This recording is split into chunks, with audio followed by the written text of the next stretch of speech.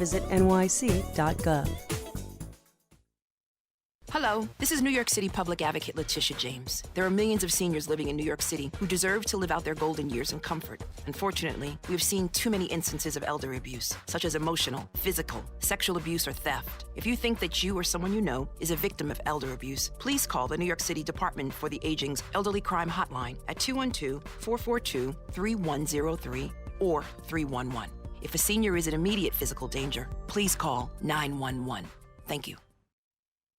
This is New York City Comptroller Scott Stringer. As New Yorkers, we know that diversity makes us stronger, not weaker. The truth is, immigrants help power our city's economy. They earn $100 billion in income, pay billions in taxes, and own more than 83,000 small businesses. We all have a responsibility to stand up and protect our neighbors, and that starts with being informed. To read my report on how immigrants contribute to New York's economy, visit www.comptroller.nyc.gov. Remember, for more information about New York City government services, dial 311. Hello, I'm First Lady Shirlane McCrae. 1 in 5 New Yorkers has a mental health problem. Do you or someone you care about have trouble with stress, depression, anxiety, drugs, or alcohol? Don't struggle alone. NYC Well is here for you. It's free, confidential, and available at any hour of the day. To connect to a counselor, just text WELL to 65173. Chat online by visiting our NYC Well website or call 1-888-NYC-WELL. That's 1-888-NYC-WELL. Hi, I'm Joe Esposito, Commissioner of New York City Emergency Management. Have you been notified? Notify NYC, the city's free emergency notification system, gives you real-time updates on emergencies in the 5 boroughs. It's the information that you need the way you want to receive it. Visit nyc.gov/notify or call 311 to register. You can also follow us on Twitter at NotifyNYC. Get notified today. We are everywhere street homeless New Yorkers are. We are out 24/7, 365 days a year. In every borough. And we're committed to finding every person living on the streets. Stability and permanent housing can be a reality. But it can take anywhere from 1 to 200 contacts to bring someone indoors. It's not easy, but changing lives never is. If you see someone in need, please call 311 or use the 311 app.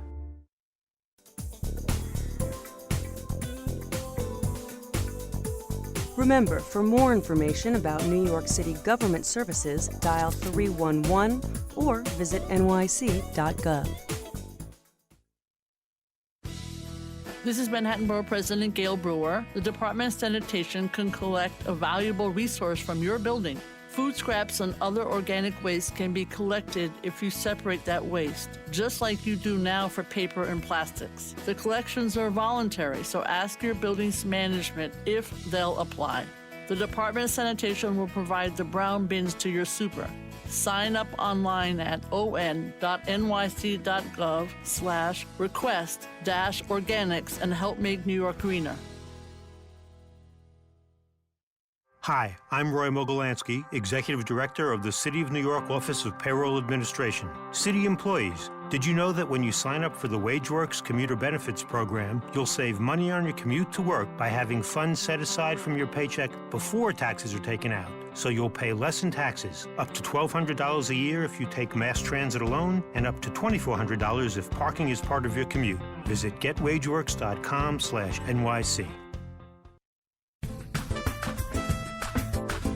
Remember, for more information about New York City government services, dial 311.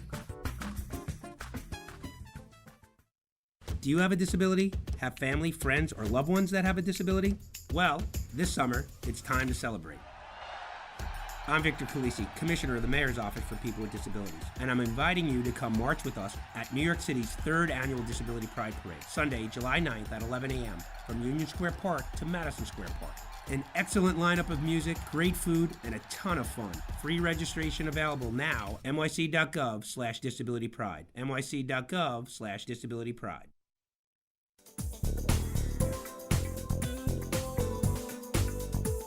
Remember, for more information about New York City government services, dial 311 or visit nyc.gov. Now, here's an important message from the New York City Mayor's Office. I'm Victor Calisi, Commissioner of the Mayor's Office for People with Disabilities. Traveling around the city can become a challenge when drivers fail to follow basic parking rules. Parking spaces designated for people with disabilities ensure equal access to goods and services. Parking without a permit in a designated space or using a fake permit is illegal. For more information, dial 311. Hello, this is New York City Public Advocate Letitia James. My office serves as a direct link between everyday New Yorkers and city government. Think of it as a watchdog that provides oversight of city agencies, investigates citizen complaints about city services, and makes policy recommendations. If you are in need of assistance, please call my office at 212-669-7250 or email us at gethelp@pubadvocate.nyc.gov or call 311. Remember, for more information about New York City government services, dial 311. Hi, I'm Greg Bishop, Commissioner of the New York City Department of Small Business Services. Here at SBS, we open doors to opportunity for all New Yorkers across the 5 boroughs. Our department is focused on creating stronger businesses, connecting New Yorkers with good jobs, and fostering thriving neighborhoods. So, if you are looking for a job, want to start or grow your business, or hope to strengthen a commercial corridor, please visit www.nyc.gov/SBS or call 311 for more information. I'm New York City Comptroller Scott Stringer. As Comptroller, I know that our city's finances are complex, but that doesn't mean they should be unreadable. Today, transparency in government is more important than ever, and that's why my office publishes the popular Annual Financial Report, a 25-page document which simplifies the city's finances in easy-to-understand ways. For a copy of the popular Annual Financial Report and to learn more about the city's finances, call 212-669-3916 or visit www.comptroller.nyc.gov.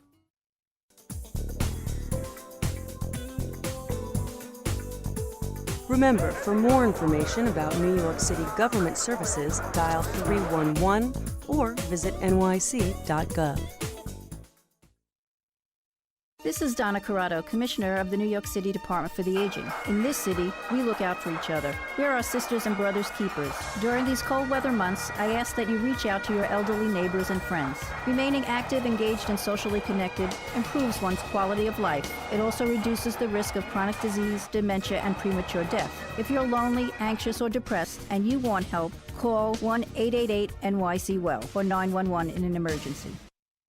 This is Brooklyn Borough President Eric Adams. Did you know that overuse of emergency rooms in the United States wastes about $38 billion each year? If you have a life-threatening condition, go to the ER or call 911. However, if you have a minor issue such as a cut or a cold, visit a local urgent care facility, your primary care doctor, or a local health clinic. Leave the emergency room free to those who really need it. You'll be saving time and money in the process. Know the difference and avoid the wait. Remember, for more information about New York City government services, dial 311. Hi, I'm Carmelyn P. Malalis, Commissioner and Chair of the New York City Commission on Human Rights. New York City's greatest strength is its diversity. The New York City Commission on Human Rights enforces one of the strongest human rights laws in the country and fights every day to protect all New Yorkers from discrimination and harassment. No one in New York City should feel unsafe or threatened because of their background, belief, or identity. If you feel you've experienced discrimination, please call the Commission on Human Rights at 718-722-3131. 9,000 volunteers mentor high school students in our city. But with 300,000 high schoolers, we need more mentors. Not tutors or teachers, but personal champions. People to listen, share their life experience, and help them succeed. You don't need to have all the time in the world or all the answers. You just need to care. Be a high school mentor. Visit nyc.gov/service to be a mentor in your community today.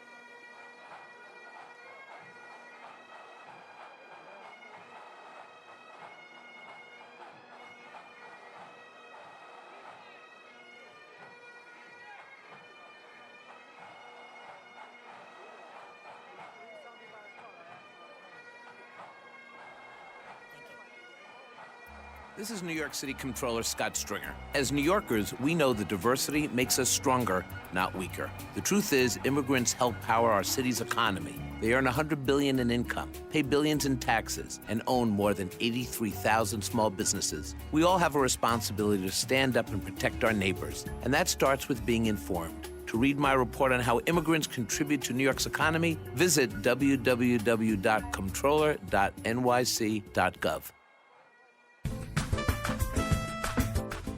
Remember, for more information about New York City government services, dial 311. Hello, I'm First Lady Shirlane McCray.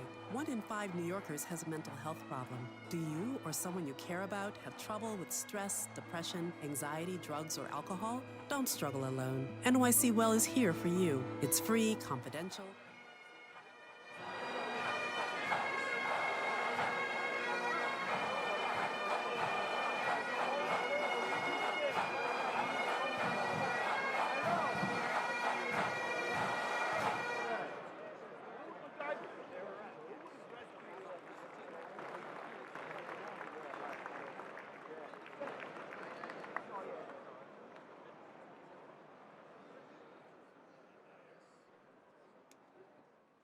Ladies and gentlemen, please rise for the presentation of the colors by the FDNY Ceremonial Unit Color Guard. Detail 10 Hut.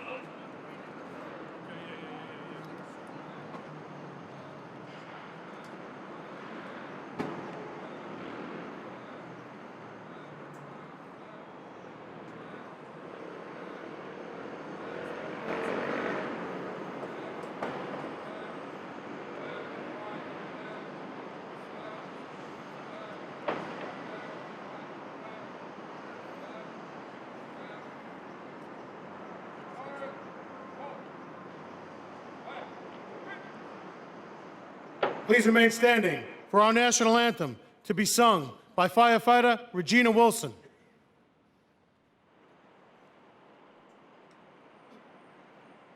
Detail and salute.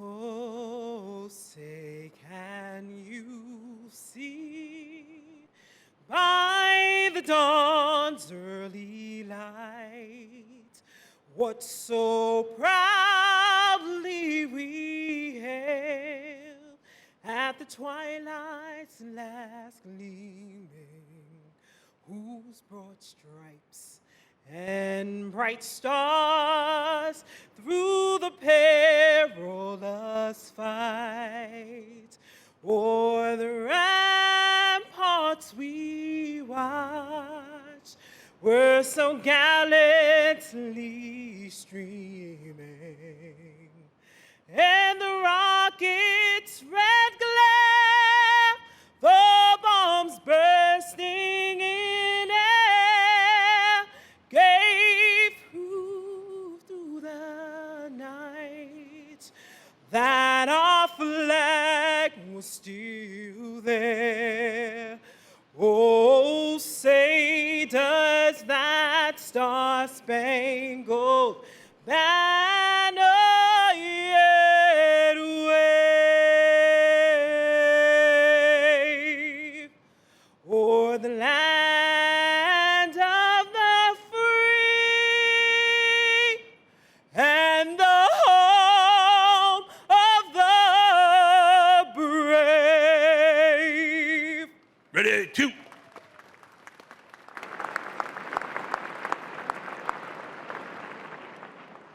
Please remain standing for the invocation to be delivered by FDNY Chaplain, the Reverend Ann Cansfield. Please bow your heads.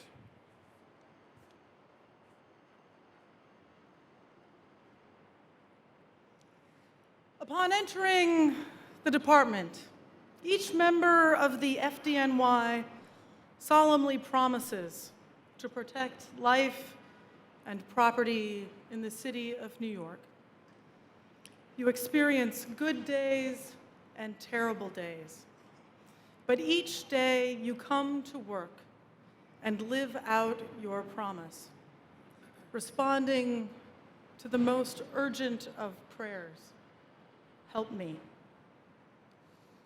It's easy to say that you're just doing your job. But your job is a most sacred one. As we begin this day of celebration, I invite you to reflect on the impact that you have made in the lives of others. Now, this is actually going to require that you raise your head. It's okay. Please raise your hand if someone is alive because of actions you have taken. Raise them higher. We need to see them. Look around. Look around. Guys, I know people are alive because of you.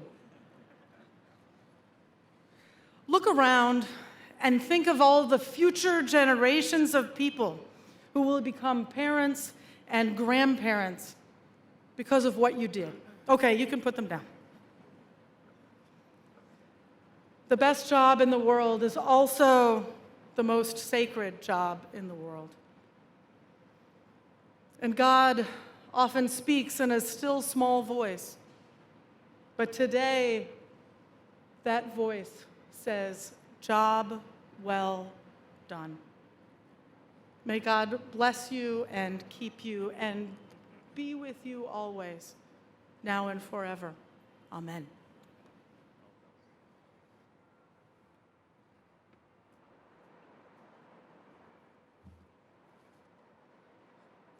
Retire the colors.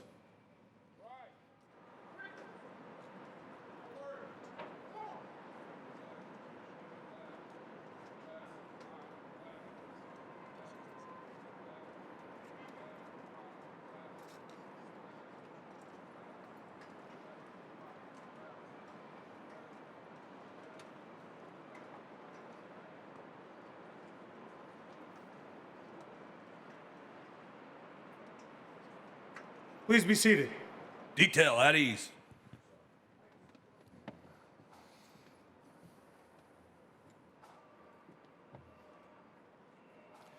Good morning, ladies and gentlemen. My name is Captain Mark Guerra. I'm the Executive Officer to the First Deputy Commissioner, and it is an honor to serve as the Master of Ceremonies on such a proud day for this department. On behalf of Mayor Bill de Blasio, Fire Commissioner Daniel Nigro, Chief of Department James Leonard, our staff chiefs, union officials, executive staffs, and elected officials, I would like to welcome you all to today's 2017 FDNY Medal Day ceremony.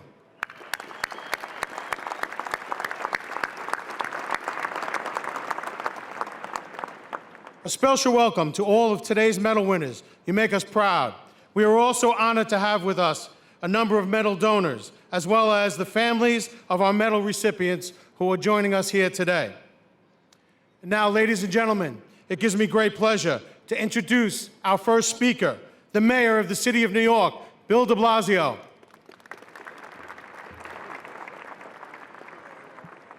Good morning, everyone. This is a day of celebration. It's a day of appreciation. And it was very striking to me a moment ago when Reverend Cansfield asked these good men and these good women who had saved lives to simply raise their hands. And you saw the modesty and the humility. People who had done something so glorious, so extraordinary, and yet were shy, if you will, about claiming that glory. That makes the glory even greater. That these individuals put their lives on the line, saved lives, as Reverend said, allowed those future generations to live. They're not taking out a billboard to celebrate themselves. They're modest.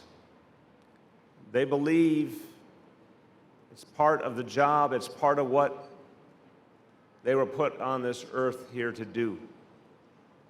That's something that makes all of us so proud of everyone who will be awarded today and of all the men and women of the FDNY, that commitment that is so pure, so real, so intense. It doesn't require fame to reinforce it or validate it. It's in the hearts of these good men and women. That is something to celebrate, don't you think?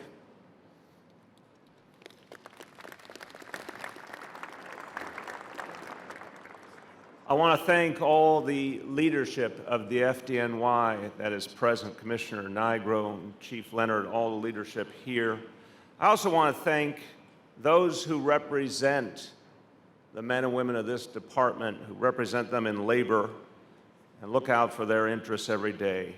Gerard Fitzgerald of the UFA, Oren Barzilay of the Uniform EMTs, paramedics, and fire inspectors, Vinny Variali of the UEMSO, John Sullivan of Superior Officers, and Faye Smith of the Fire Alarm Dispatchers.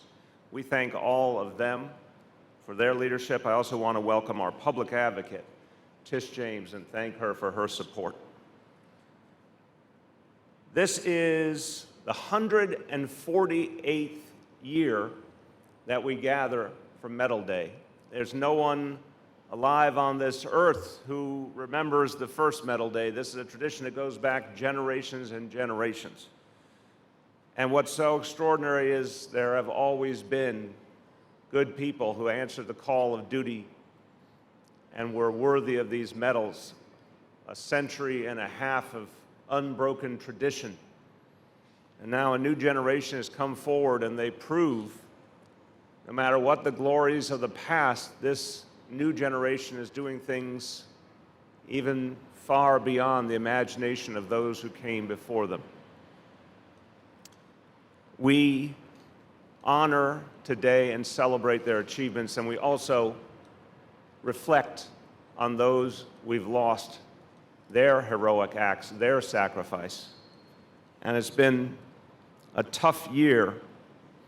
We lost Chief Michael Fahey, who served for 17 years and was such an outstanding leader in this department and bound for even greater leadership. We lost Yadira Arroyo, who served for 14 years and showed us spunk and determination in all she did. We lost William Tolley, who served for 14 years and was beloved by those he served with. And we lost someone who we laid to rest just days ago, but whose ideas and spirit and inspiration are going to live on for a long, long time. I'm talking about firefighter Ray Pfeiffer. Ray Pfeiffer reminds all of us why we commit ourselves to helping others, and I know he has a particularly inspirational impact on the men and women of this department. It's not just what Ray did in the months after 9/11 in the rescue and recovery.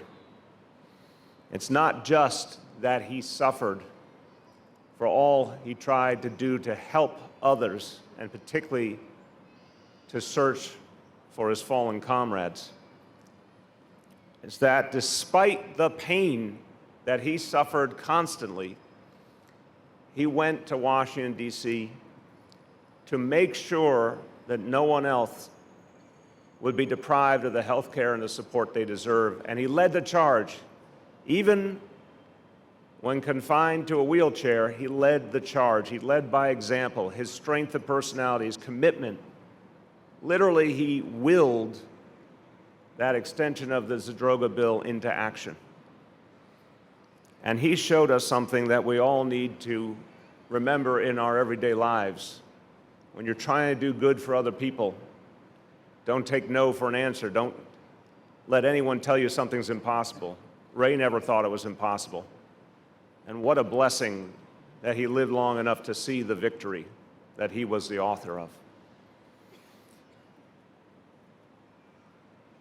Now, looking to this department today, 2016 was an extraordinary year for the FDNY. the largest decrease ever in serious fires and fire-related deaths. Again, this generation of the FDNY doing things that are so extraordinary, setting records for saving lives. It is about their skill and their dedication. It's about the quality of their training. It's about their leadership. But this department gets better all the time. And today we get to honor 62 individuals who did things that are just plain heroic. There's no other word for them. Defying danger, achieving against all the odds. It's a very good day for New York City. We get to celebrate these good people. And each one of them has a powerful story. Each one of them is so worthy of this award. But I have to highlight one because it's so almost impossible to believe. And I had the great pleasure of spending time with this individual in the aftermath of this extraordinary rescue. I'm referring to firefighter James P. Lee, Jr. of Rescue 1. I want to recount for you, I think a lot of people here know the story, but it's worth remembering. Last October, 6-alarm blaze at an apartment building in the Upper East Side. An elderly man in his 80s, trapped on the top floor, nowhere to go but out the window. No chance of survival if he stayed in the apartment, or most likely no chance of survival if he jumped, and only seconds left. And that's when firefighter Lee decided to do something very risky but very necessary, a rope rescue. Couldn't even see through the smoke. He found his way to the elderly man by following his screams. And he pulled him out, rappelled down the side of the building, saved the man, and seconds later, the rope burned through. It's almost an impossible story. It's something they couldn't even make up in Hollywood, but it actually happened. And the old man said, when he was asked afterwards what he felt in those last seconds, he thought he was about to die, and then he said, it seemed like an angel emerged from the smoke. And that angel, my friends, was Jimmy Lee. Congratulations, Jimmy.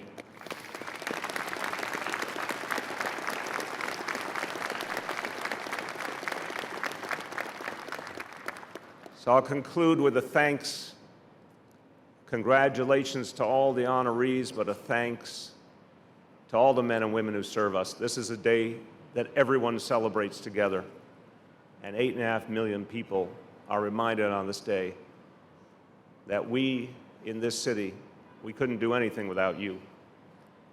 And what you do so well. Thank you, and God bless you all.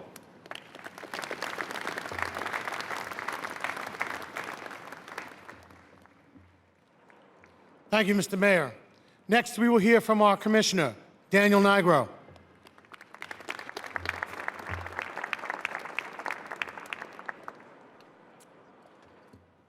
Well, good morning and congratulations to all of the men and women whose brave actions we honor today. And a very special welcome to the two families here with us. First, the loved ones of our honorees whose support make their difficult work possible. And to our FDNY family, the firefighters, paramedics, EMTs, fire marshals, and officers who have mentored, trained, and worked alongside our medal recipients as they perform the outstanding, heroic work we honor today. Today, we celebrate New York's bravest. That name has been synonymous with our department for as long as anyone can remember, and for good reason. The reputation of bravery has been gained through unwavering dedication and service to the millions of people who live in our city and to all those who come here each day to visit and work. And that reputation has been earned through the sacrifice of 1,147 of the greatest people to ever wear the FDNY uniform, including Deputy Chief Michael Fahey, Emergency Medical Technician Yadira Arroyo, and firefighter William Tolley. Bravery is displayed day in and day out by our members. The job they perform is dangerous. The training they receive is second to none. And the responsibility each FDNY member takes on when they respond to the thousands of calls they receive each day is enormous. A fire, a medical emergency, a patient trapped in a confined space, stuck high above the city streets, or fighting to survive in the water. No matter the situation, when New Yorkers call for our help, FDNY members respond quickly and with one goal: to save lives. On this day, we gather and honor the most remarkable of those life-saving rescues, acts of valor which represent the very greatest traditions of our department. We honor firefighter James P. Lee of Rescue Company 1, recipient of the James Gordon Bennett Medal, and the New York State Honorary Fire Chiefs Association Medal for his daring roof rope rescue described a moment ago by our mayor. But nothing happens in the FDNY without strong teamwork, which is why we also award medals to firefighter Andrew Hawkins of Ladder 43 and firefighter William McGarry of Ladder 26 for their critical roles in this rescue. And while our members respond to countless calls they have prepared for, they often find themselves in situations they never imagined, like EMT Ryan Greff of Station 4. Ryan subdued a knife-wielding individual who was attempting to stab another person, and for his bravery, he receives the Christopher J. Prescott Medal. Ryan is one of several EMS members whose brave actions went well beyond providing medical care. We honor EMT Monique Wilson of Station 43 with the Chief James Scullion Medal for saving a drowning person during a severe storm off Coney Island, and Lieutenant Craig Roeder of Station 45 with the Ulysses Grant Medal for evacuating a family from a fire in their home. Truly, bravery comes in many forms in our department, including removing a dangerous arsonist from the streets, as Fire Marshal Peter Lindell Jr. did. Peter receives the Deputy Commissioner Christine R. Godick Medal for his outstanding work. And we see the extraordinary dedication to saving others that defines our department in the recipients of the World Trade Center Memorial Medal, Ladder Company 28, for their tireless efforts to rescue 4 people from a high-rise fire that had filled multiple floors with smoke. I am extremely proud of each of you for your remarkable acts of bravery. You have all gone above and beyond to keep our citizens safe. Thank you for your dedication, for your preparedness, and for your commitment to this department and to the department's life-saving mission. And thank you for ensuring that the FDNY continues to be the best it can be, the greatest fire department in the world. Thank you.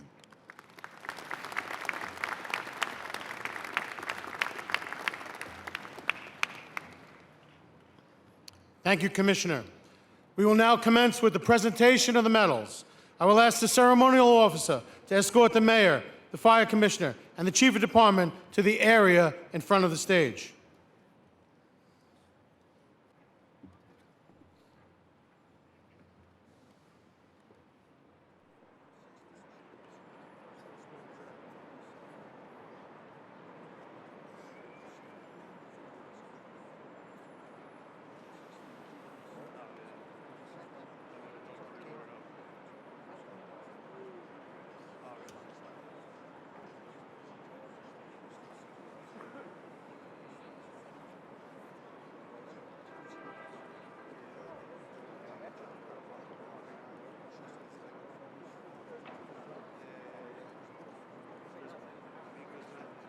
Ladies and gentlemen, our first medal is the James Gordon Bennett Medal and the New York State Honorary Fire Chiefs Association Medal, awarded to firefighter James P. Lee, Jr., Rescue Company 1, outstanding.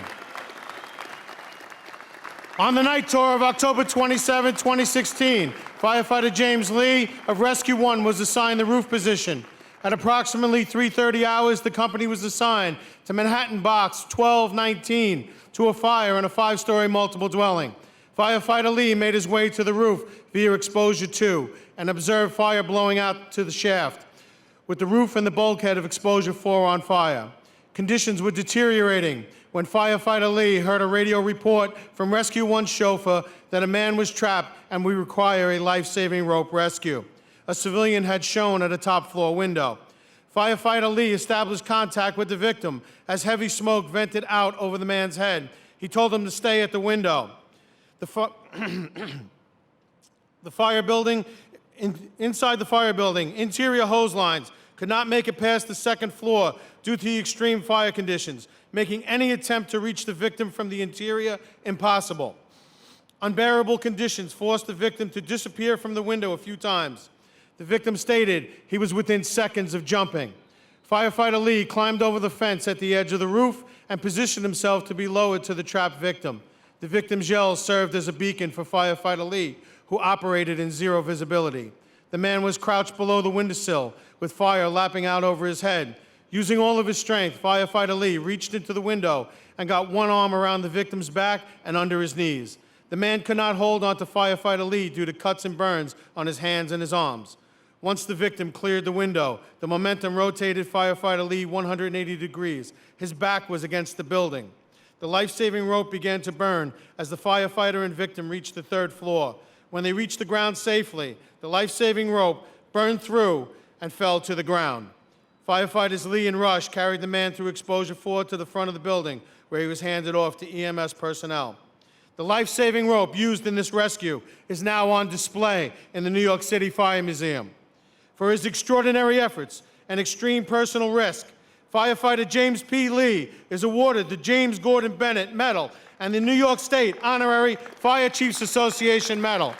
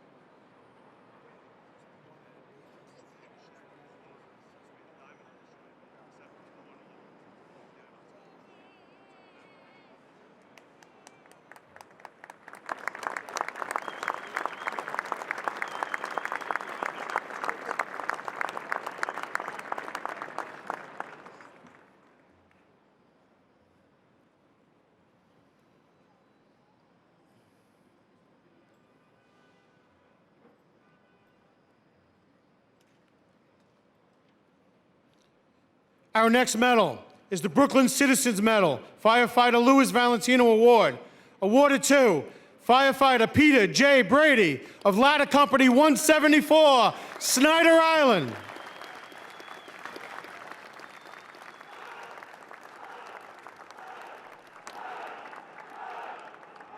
October 14, 2016 was a particularly busy day for Ladder 174 members. With the adjoining ladder company out of service for the day, Ladder 174 was taking up from a box in Brownsville, Brooklyn, when box 1664 was announced for a structure fire nearby. Ladder 174 gave a 1075 for a fire on the second floor of a 3-story private dwelling. There were 2 fire marshals on the scene reporting someone in the house, and that smoke and heat were too hot for them to enter. The officer on duty ordered an aggressive interior attack to search for the trapped occupant. Firefighter Peter J. Brady of Ladder 174's forcible entry firefighter and the officer forced their way into the home to the second floor, where they were met with extremely high heat and blacked out conditions. With the fire rapidly advancing over their heads, Firefighter Brady made a left-handed search of the fire area. While the can firefighter held back the flames with the extinguisher, the fire had already burnt the top of the door. Firefighter Brady got low and crawled under the flames to get into the back bedroom where the victim was reported. Simultaneously, Ladder 174's chauffeur gave a report that there were window bars throughout and removal of them would be delayed. Firefighter Brady continued his search past the fire and found an unconscious female in respiratory arrest in the bedroom. With no hose line yet in place and the windows unable to be used for removal, Firefighter Brady realized he had to again crawl past the fire to give this victim a chance at life. The Firefighter Brady and the lieutenant removed the fire victim to the street and transferred her to the care of EMS personnel. The woman regained her ability to breathe but required care. If not for the swift action of Firefighter Brady, this woman certainly would have perished in this fire and would not be alive today. To save a life, Firefighter Brady crawled past fire twice to carry out this rescue operation without the protection of a hose line. Firefighter Peter J. Brady's heroics are recognized with the presentation of the Brooklyn Citizens Medal Firefighter Louis Valentino Award.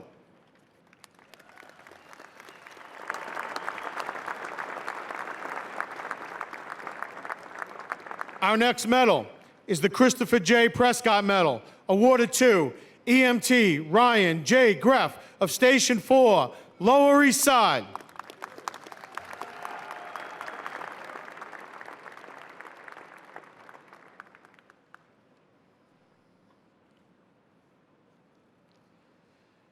The evening of October 5th, 2016 started in the usual manner for the crew of 04 Henry.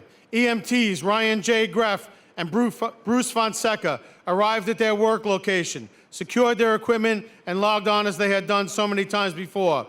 The evening changed quickly for them at approximately 40 minutes into their tour when they were assigned to what they thought would be a routine injury incident.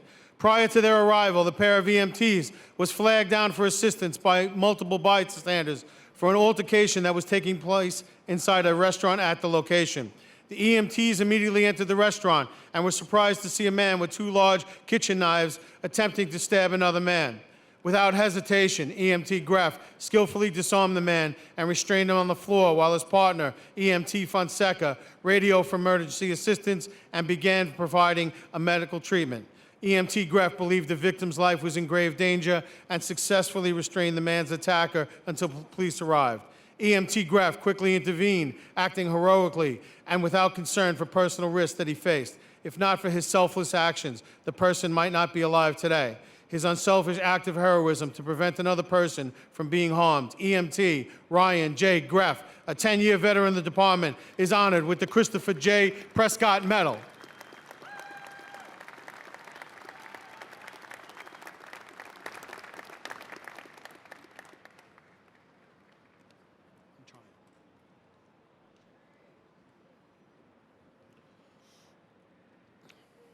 Our next medal is the U. Bonner Medal, Honor Legion Medal, awarded to firefighter Gerard P. McManus, Ladder Company 155, the Viper's Nest.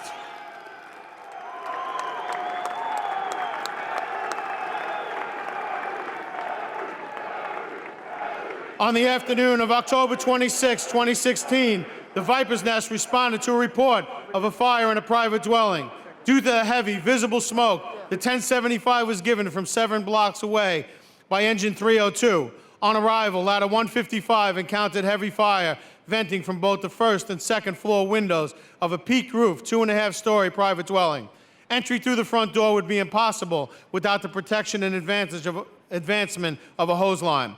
Firefighter Gerard P. McManus, a 15-year veteran of Ladder 155, was assigned the roof position that day. The Queens dispatcher notified the members of a possibility of a person still inside. Firefighter McManus performed his size-up and quickly realized that access to the rear would be arduous. Thus, he breached the fence and forced multiple reinforced doors to reach his position.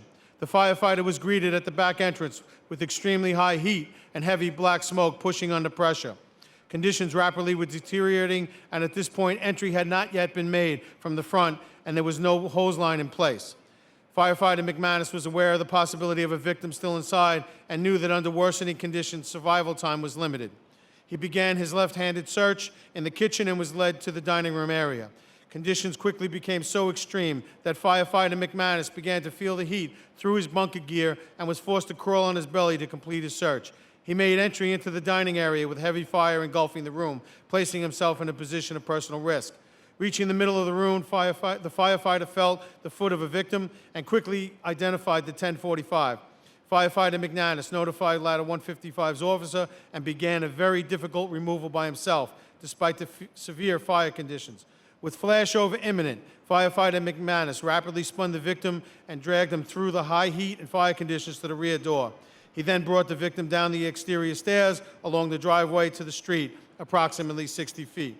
Firefighter McManus acted alone and in the greatest traditions of the FDNY to save a life. If not for his quick thinking, aggressive, and selfless actions, the victim certainly would have perished that day.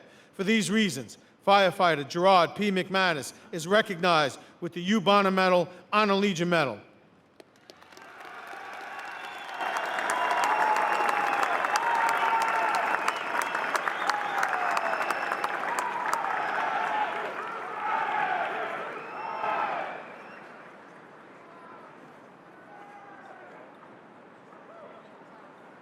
Our next medal, the Emily Trevor Mary B. Warren Medal, is awarded to firefighter Andrew E. Hawkins, Ladder Company 43, El Barrio's bravest.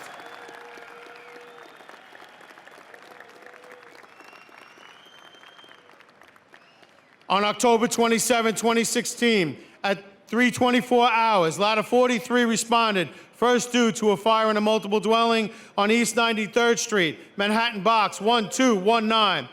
Upon arrival, a 1075 was transmitted for a heavy first-floor fire possessing the entire rear apartment and public hall and extending up the unenclosed interior staircase of the 5-story building. Firefighter Andrew Hawkins, Ladder 43 chauffeur, set up the aerial. With the saw, he ascended to the roof. Noticing heavy fire venting above the roof line from an enclosed shaft on exposure number 4, he assisted Ladder 43's roof firefighter while monitoring the developing fire conditions as concerns over the roof's integrity grew. Maintaining situational awareness, firefighter Hawkins heard report of a civilian trapped at a top floor rear window. Without hesitation, firefighter Hawkins grabbed a life-saving rope and attached it to the only available substantial object, a dilapidated chimney barely extending above the roof. Considering the chimney's low height, firefighter Hawkins laid down to prevent the rope from slipping over its top. Making matters more complicated, the substantial object was not in line with the window of the trapped victim. While other firefighters held him down, firefighter Hawkins methodically lowered firefighter James Lee of Rescue 1 to the victim, and then an additional 5 floors to safety. Firefighter Hawkins' actions throughout this fire were exemplary. He repeatedly demonstrated the ability to evaluate issues and to decisively direct, control, and respond to rapidly deteriorating conditions. While putting himself in harm's way, with determination and teamwork, firefighter Hawkins assisted in saving a trapped civilian and protected the life of a firefighter on the life-saving rope. For displaying his training, dedication, and determination during these dramatic events, firefighter Andrew E. Hawkins of Ladder 43 is awarded the Emily Trevor Mary B. Warren Medal.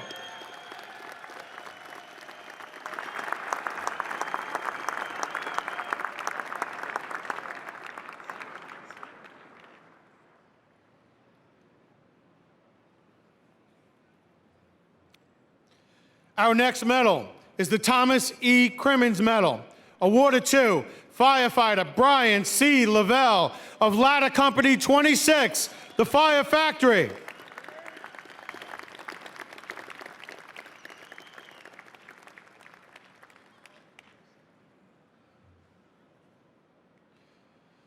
On Saturday, February 13, 2016, at 16:26 hours, Engine 58 and Ladder 26, the fire factory, were dispatched for reported fire on the 11th floor of a 14-story, fireproof New York City Housing Authority building in Harlem. When the companies arrived, they saw heavy smoke showing from the 11th floor of the K line of apartments. The inside team of Ladder 26 located the K apartment on the 9th floor before proceeding to the 11th floor. Arriving on the 11th floor, the members encountered heavy smoke in the public hallway and zero visibility. They masked up in the stairwell and proceeded to the K apartment. When the inside team reached the fire apartment, the door was closed but unlocked. Firefighter Lavelle threw the deadbolt and maintained control of the door as the officer and Irons firefighter began to search and locate the fire. High heat and zero visibility permeated the apartment. The captain immediately located the fire in the kitchen about 10 feet into the apartment. Ladder 26's roof firefighter provided the layout of the apartment, and Captain Gill realized that the heavy fire extending from the kitchen was blocking access to the hallway and 2 rear bedrooms. He called for firefighter Lavelle to bring the extinguisher and contain the fire while awaiting Engine 58's hose line. At that time, Battalion 12 reported that there was a confirmed life hazard. There were also reports that Engine 58's hose line would be delayed due to elevator malfunctions.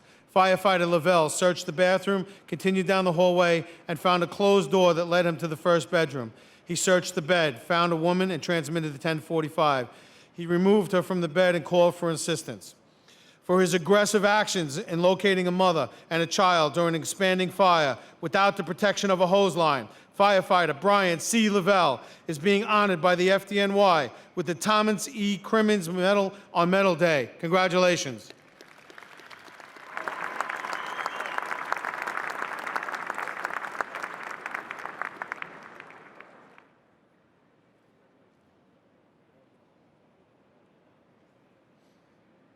Our next medal is the Thomas A. Kenny Memorial Medal, awarded to Captain Joseph P. McConnell, Ladder Company 42, Casa del Elefante.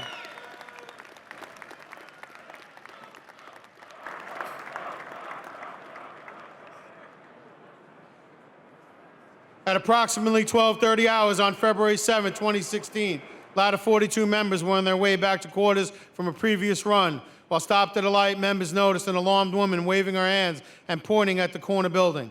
Firefighter Donald F. Finnegan alerted the officer of smoke issuing from a second-floor window at the building, a 200 by 150-foot, 6-story Class 1 occupied multiple dwelling. The chauffeur positioned the apparatus. Captain McConnell entered the lobby of the fire building with his inside team. Fleeing occupants reported that the fire was in apartment 2J and that numerous people were trapped by the fire. Based on a size-up, Captain McConnell determined that the A stairwell would provide the best access to the fire apartment. Captain McConnell and his inside team quickly ascended the stairs to the second floor to find a heavy smoke condition, as both apartment and stairwell doors had been left open. Donning their face pieces, the inside team entered the smoky public hallway to locate the fire apartment. They quickly encountered numerous fleeing civilians and directed them to fresh air of the stairwell. Despite the blackout conditions and searing heat, the threesome quickly located the fire apartment and began their search. While searching, firefighter Morrison found the main body of fire in a bedroom and tried to contain it by closing the door to the room. As the fire started to extend over his head into the hallway, he noticed the door had been burned through and immediately notified Captain McConnell. Crawling past the fire himself, Captain McConnell found a locked door. Due to high heat, he remained low and kicked it open. Crawling on his stomach, Captain McConnell searched the bathroom and quickly came upon an unconscious form of a male youngster located between the bathtub and the sink. Transmitted at 1045, and he removed the child to the apartment hallway, where he was assisted by the can firefighter. The two shielded the victim from the now uncontrolled fire, removed him through the public hallway and down the stairs to a waiting MES unit. With courage and determination, Captain Joseph P. McConnell acted in the highest traditions of the FDNY. He is presented with the Thomas A. Kenny Memorial Medal to recognize his brave actions. Congratulations.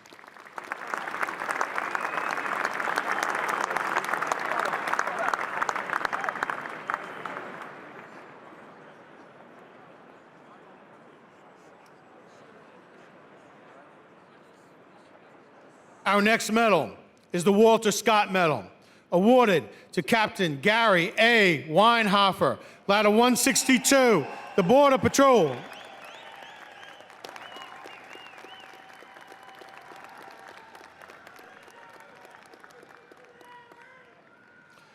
On June 29, 2016, at 08:15 hours, Tower Ladder 162 responded to a fire in a multiple dwelling. While still several blocks away, Captain Gary A. Weinhofer observed heavy black smoke in the sky. He informed the other members of Ladder 162 that it looked like they had a job. On arrival, members found heavy fire venting out a second-floor front window. The captain radioed a 1075 to the dispatcher and exited the rig.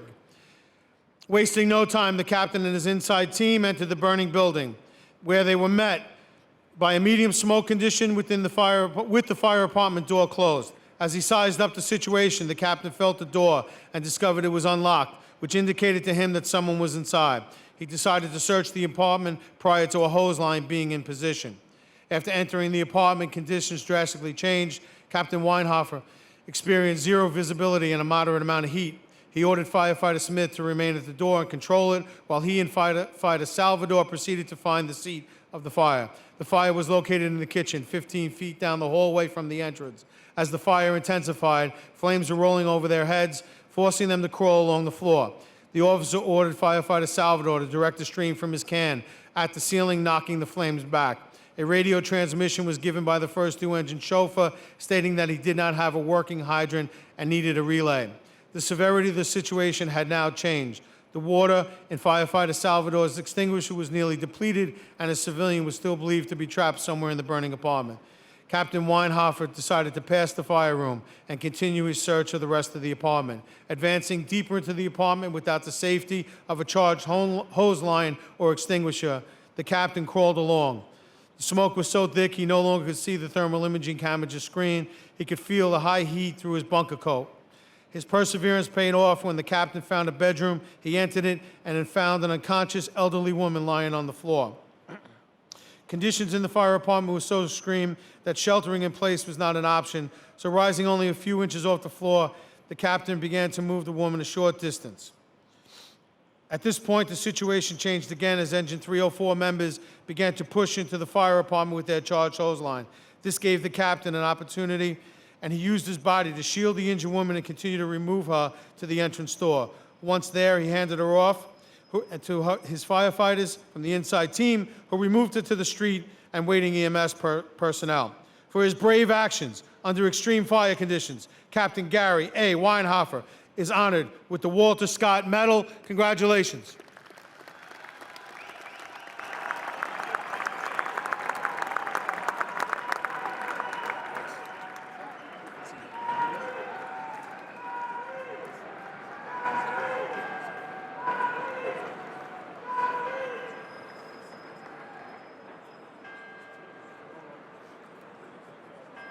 Our next medal is the John H. Prentice Medal, awarded to firefighter Jonathan A. Capel, Ladder Company 44, the Untouchables.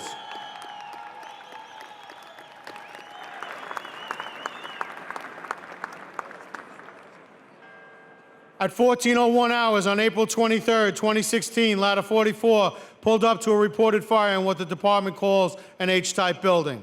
The firefighters in Ladder 44 had to figure out exactly where the fire was in this particular H-type building one Saturday afternoon in the Claremont section of the Bronx. When the officer of Ladder 44 arrived on the fifth-floor public hallway with his inside team, they were met with heavy smoke and heat, an indication that the fire apartment door had been left open. Undeterred, they moved down the smoky hallway where they came across a man fleeing the fire apartment. Lieutenant Borodin quickly questioned the occupant to learn if anyone else was inside as firefighters Grillo and Capel began their search. As they entered the apartment, the two firefighters were hit by a wave of extreme heat and blinding smoke. Firefighter Grillo sprayed water from his can on the flames as firefighter Capel began a right-hand search deeper in the apartment. Since the effectiveness of the extinguisher was limited, flames began to undulate at ceiling level of the foyer, a sign that the blaze would soon consume the entire area. Firefighter Capel passed under the most intense heat to the large entryway of the living room, where he heard the sound of a woman groaning. Firefighter Capel discovered a bed where he swept for the victim, but she was not there. Then the victim moaned again, allowing Firefighter Capel to direct his search to the other side of the room. With the heat pressing down, Firefighter Capel crawled toward the sound that led him to another bed in the room where he found a woman lying face up. Firefighter Capel's path out of the apartment brought him and the victim straight past the now raging fire. After stretching hundreds of feet of hose, Engine 92 was just arriving with the line. Firefighter Capel brought the woman to the public hallway where she was passed to another company whose members brought her down to the street for emergency medical care. Firefighter Capel returned to the apartment to assist the engine company with their advance and complete Ladder 44's primary search of the apartment.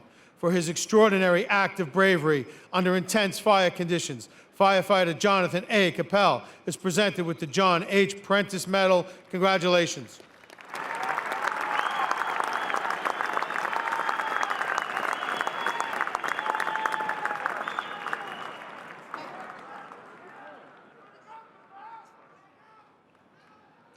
Our next medal is the Henry D. Brookman Medal, awarded to Lieutenant Vincent P. Cavalieri, Ladder Company 172, 65th Street's bravest.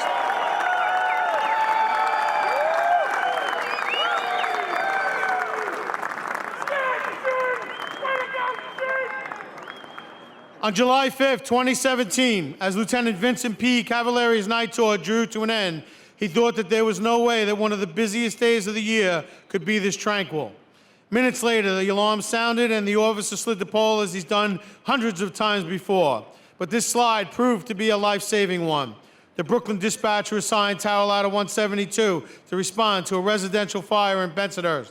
While responding, Lieutenant Cavalieri received a crucial report that there were people trapped inside the residence. As Ladder 172 arrived at the 6-story residential building, Lieutenant Cavalieri, accompanied by his team, knew immediately what they needed to do. As the occupants fled the building, Ladder 172's chauffeur reported noxious black smoke pumping from a nearby window. Even more challenging, the engine was faced with the delay in obtaining a positive water source. With this in mind, the firefighters at the scene knew they had to act quickly to ensure that no one perished. Before entering the building, a visibly shaken local resident approached Lieutenant Cavalieri, screaming about a woman trapped inside. The difficult search began. Resisting tunnel vision during a life-saving operation, the lieutenant diligently monitored the rapidly developing scene, placing himself at risk. Due to Lieutenant Cavalieri's staunch attention to detail and a focused, systematic search, he was able to locate the motionless body of a woman and remove her to safety, aided by firefighter Dugan. After Engine 253 members performed emergency medical care on the victim, she regained a pulse and was taken to the hospital. Lieutenant Cavalieri's courage and extraordinary determination bring to life the core principles and highest traditions of the New York City Fire Department. He flawlessly executed the necessary task to save a human life. Acknowledging his bravery, the FDNY presents Lieutenant Vincent P. Cavalieri with the Henry D. Brookman Medal. Congratulations.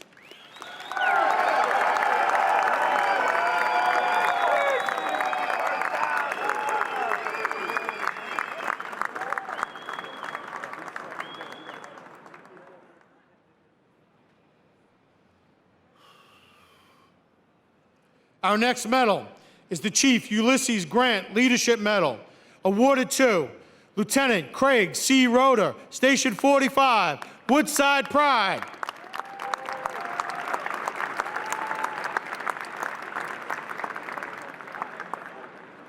April 19, 2016 quickly turned out to be a most unusual day for Lieutenant Craig Roeder. He was available within his response area in the Western Queens section when he saw a large plume of smoke. Initially thinking it was a car fire, he proceeded to the location to investigate, listening to the radio for any information en route. The lieutenant arrived at the location and discovered that it was a house fire. He encountered a woman who was screaming, "There are people in the house." Lieutenant Roeder notified the EMS dispatcher of the incident. With no other resources on scene and no sounds of sirens to indicate that fire apparatus were on the way, without hesitation and placing his own safety in harm's way, Lieutenant Roeder entered the building to attempt to search for and rescue anyone still inside. On the first floor in the rear of the smoke-filled home, near the main source of the fire, the lieutenant located a woman holding a baby. The woman appeared to be disoriented. She was trying to extinguish the fire. Lieutenant Roeder assisted both the woman and the baby out of the house. Once outside, he was advised that there might be more people on the second floor. Once again, with no additional resources on scene as yet, Lieutenant Rhoda proceeded back into the house and headed to the second floor to look for any signs of life. He noticed that the fire was getting much heavier in the rear of the house. He reached the second floor, which was engulfed in toxic smoke. The lieutenant performed a search looking for any trapped individuals. During his search of the second floor, Lieutenant Rhoda found the family dog trapped behind a closed door. After freeing the friendly dog, the animal ran straight out of the house. As the fire was spreading and the heat increasing, even without respiratory protection, Lieutenant Rhoda continued to search, but he didn't find anyone else. He made his way out of the house through the smoke-filled environment. Lieutenant Rhoda established command as the medical branch director until he was relieved. Then he was transported to the hospital for evaluation. Knowing that people needed help to evacuate a fire building, Lieutenant Rhoda went above and beyond the call of duty. That is why the FDNY honors Lieutenant Craig C. Rhoda with the Chief Ulysses Grant Leadership Medal today. Congratulations.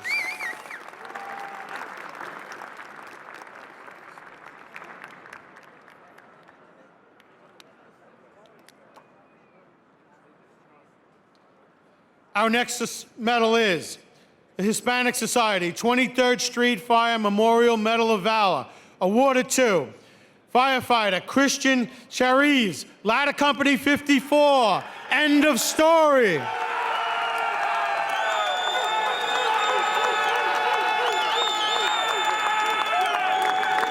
In the early morning of February 6, 2016, Ladder 54 was dispatched to a location in the Bronx. On arrival, members were confronted with an advanced fire on the first floor that was venting from several windows in the front and the exposure number 4 side. There were numerous reports of people trapped. Firefighter Chariz, Ladder 54's outside vent firefighter, quickly pulled a 24-foot extension ladder from the apparatus and made his way down a narrow alley under the venting fire to the rear. When he reached the rear, he found a man at a third-floor window threatening to jump.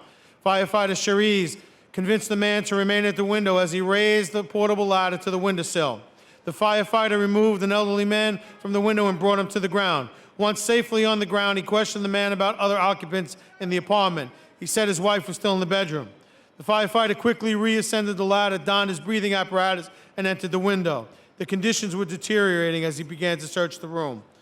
The firefighter made his way around the room. He found a female victim face down between the bed and the open door. Firefighter Thomas Brick, Ladder 58's forcible entry firefighter, arrived, and the 2 firefighters began to move it down the hall toward the stairs. Feeling that the heat venting up the stairs from the fire conditions in the basement and the first floor, the firefighters used their bodies to shield the woman as she was removed to the street. Firefighter Chariz continued to care for her by performing respirations with the BVM until she could be turned over to EMS personnel. Firefighter Chariz placed himself at personal risk in performing the search of the top-floor apartment in the wood-frame structure with an uncontrolled fire below. For the dedication and determination that made the rescue of the 2 elderly occupants possible. Firefighter Christian Chariz is recognized today with the Hispanic Society 23rd Street Fire Memorial Medal of Valor. Congratulations.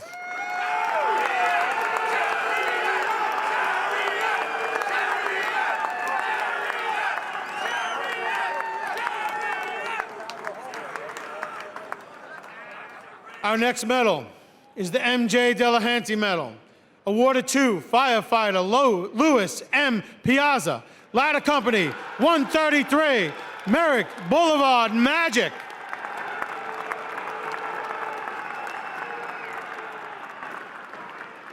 On January 21st, 2015, at 3:21 hours, the Queens Communication Office transmitted Box 5001, reported to be a fire in a private dwelling across from the reported address. Upon arrival, Engine 275 transmitted a 1075 reporting a working fire in a private dwelling.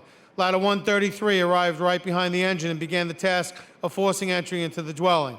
The Irons firefighter, Louis Piazza, was able to gain access on his initial attempt, setting up a smooth tempo for the remainder of his actions. The inside team knew they had a well-advanced fire. Fire was venting out the first-floor windows of the front and left side of the house. The time of the alarm indicated there was a strong likelihood the house was occupied. Firefighter Piazza was assigned to search to the right. The remaining members would search to the left and access the main body of fire, trying to apply water from the can until the engine was in the proper position to apply water. Firefighter Piazza made an aggressive interior search, which required him to lie on his stomach and crawl low past the fire. The selfless and aggressive decisions made by Firefighter Piazza proved to be wise. Approximately 20 feet past the main body of fire, Firefighter Piazza felt what he thought to be a pile of clothes. Due to the high heat and zero visibility, he was forced to use his sense of touch to determine the object, which proved to be the motionless body of a man. Firefighter Piazza summoned all of his strength and, unassisted, removed the victim back to the front door, once again passing the fire. As he passed the fire a second time, he was forced to shield the man with his body, while Firefighter Mooney held back the fire with an almost depleted can. Firefighter Piazza continued the arduous task of removing the victim to the front lawn. Firefighter Lewis M. Piazza's bravery directly led to the positive life-saving outcome. His actions in the house, as well as on the front lawn, kept the victim from succumbing to his injuries. And he performed successfully while operating in zero visibility under extreme conditions without the benefit of a charged hose line for his protection. In recognition of his valor, Firefighter Piazza is awarded the M.J. Delahunty Medal. Congratulations.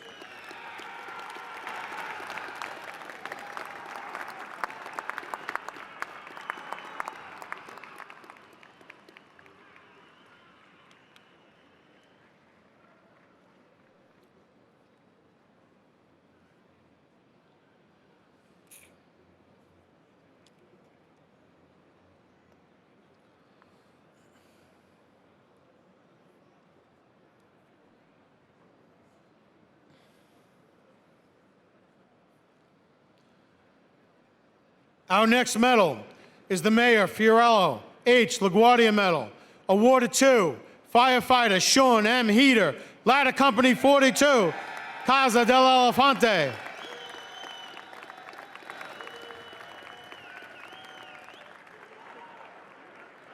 At approximately 12:30 hours on February 7, 2016, Ladder 42 was returning to quarters from a previous run. While stopped at a light at the corner of Prospect Avenue and East 163rd Street, members noticed an alarmed woman waving her hands and pointing at the corner building.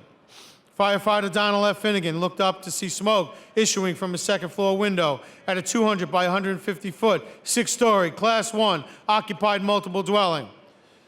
As the chauffeur positioned the apparatus, Firefighter Sean M. Heater, the outside vent firefighter, made a visual size-up of the exposure to side of the building, noting the heavy smoke venting from the windows and the severe downward grade of the street. Firefighter Heater removed the 24-foot extension ladder and step chock from the apparatus, placing the ladder at the window to the fire apartment, with the step chock making up for the street's grade difference. As Firefighter Heater ascended the ladder, the upper portion of the window began to fail, and visible fire could be seen through it. Knowing he would be unable to enter the fire room, Firefighter Heater reported that the failing window via handy-talkie and retreated down the ladder for another route to the apartment. He repositioned the ladder and step chock for best access to an adjacent window. After hearing radio transmissions of reports of missing occupants, Firefighter Heater climbed the ladder and removed the window's child gate in preparation for entry. Firefighter Heater contacted Captain McConnell and was granted permission to perform horizontal ventilation. Donning his face piece, the firefighter removed the window and entered the room. With conditions in the room rapidly deteriorating, no protection of a charged hose line, Firefighter Heater began his search quickly, starting with the bed. As he swept the mattress, he felt something wedged between the bed and the wall. With the visibility now at zero, Firefighter Heater used his flashlight to verify that it was a motionless female. Knowing the precarious positioning of the ladder from which he entered the apartment, Firefighter Heater decided the best way to remove the victim was through the apartment.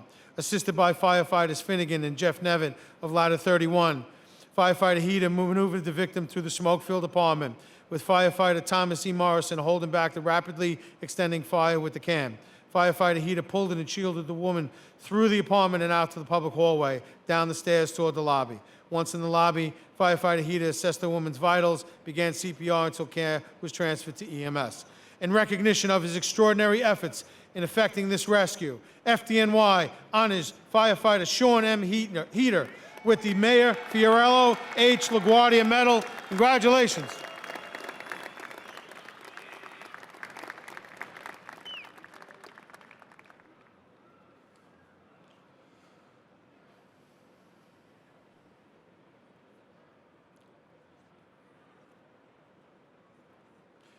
Our next medal is the William F. Conrad Medal, awarded to firefighter Brady S. Wareham, Ladder 23, the Vinegar Hill Gang.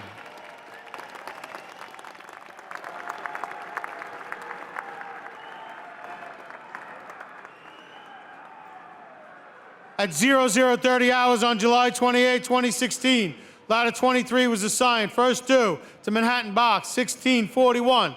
Members were told by the dispatcher that multiple calls were being received with reports of people trapped by fire. Arriving at the scene, Ladder 23 members made an initial exterior size-up of the front of the building, but there was no visible sign of smoke or fire. As they entered the building, the inside team encountered fleeing occupants who stated that there was a smoke condition on the 4th floor. Ascending the stairs, a minor smoke condition worsened. However, they weren't able to locate the fire on the 4th floor. Meanwhile, firefighter Wareham, the outside vent firefighter, performed the exterior size-up of the rear and sides of the building. There was an odor of smoke. However, nothing was showing. He then noticed something that looked out of place. It was after midnight, and yet there was an unsecured roll-up gate still in the opposition to the door of a law office. Using his forcible entry tool, the firefighter pushed on the top half of the door. A plume of black smoke then issued from around the door frame. The firefighter immediately notified his lieutenant of this development and that he was attempting to entry to investigate. Forcing entry into the law office, the firefighter encountered heavy smoke and high heat. He realized that he had located the fire and transmitted this information. His lieutenant acknowledged the message and informed him that Ladder 23's members would be working their way to him. The firefighter donned his mask and entered the building alone in an attempt to perform a search. While lying on the floor below the smoke, the firefighter used his flashlight to scan the floor. In doing so, he spotted a body at the rear of the office. Transmitting the 1045, he radioed via handy-talkie that he was entering the fire area to attempt to retrieve the victim. Heat and flames intensified overhead as the firefighter tried to protect the unconscious victim from the fire as he dragged him to the outer doorway, where he was met by the lieutenant and the members of Ladder 23's inside team. They removed the badly burned victim and treated him until the members of Engine 69 were able to successfully provide life-saving treatment. Firefighter Wareham demonstrated both professionalism and initiative in this successful rescue. It is recognition of his efforts that firefighter Brady S. Wareham is presented with the William F. Conrad Medal. Congratulations.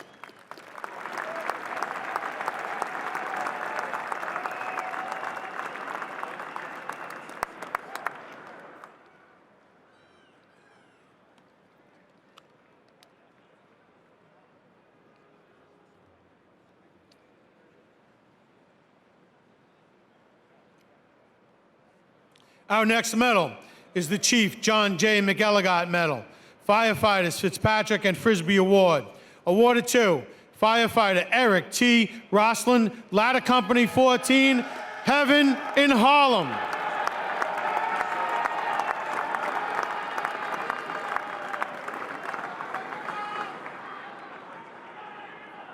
Fire department operations on active train and subway tracks are extremely hazardous. Unpredictable trains and high-voltage third rails or catenary wires are dangerous enough, but when coupled with adolescent boys playing on an elevated tracks, the results can be downright deadly. All of these factors came into play on the evening of October 2nd, 2016. At 21:33 hours, Tower Ladder 14 received a run for 3 people stuck on the Amtrak bridge located on Randall's Island. Upon Ladder 14's arrival, the NYPD pointed toward an individual standing motionless near the track area of the Hell's Gate Bridge. The portion of the bridge where he stood is overland and the track bed is approximately 70 feet off the ground. Immediately realizing the seriousness of the situation, Captain Lester Lightbourne directed Ladder 14 members to set up the tower ladder in order to make immediate rescue. The forcible entry team helped Ladder Company chauffeur lower the jacks and the tormentors and climbed into the bucket. Battalion 12 had requested through the Manhattan dispatcher to have all power turned off and all train traffic stopped. As firefighters Smith and Roslin descended in the bucket, Captain Lightbourne warned them that the power to the catenary wires could not be confirmed as off, nor had the train traffic been stopped. When the firefighters in the bucket reached the male teenager, they found him frozen in fear. The youth stood in direct path of an oncoming eastbound train. The members made repeated unsuccessful attempts to coax the teenager to walk toward them and get into the towel ladder bucket. Suddenly, a train appeared, bearing down on the eastbound tracks. Unable to establish a grip on the young man from the bucket and fearing he would be struck and killed, firefighter Roslin exited the bucket and climbed onto the elevated train tracks.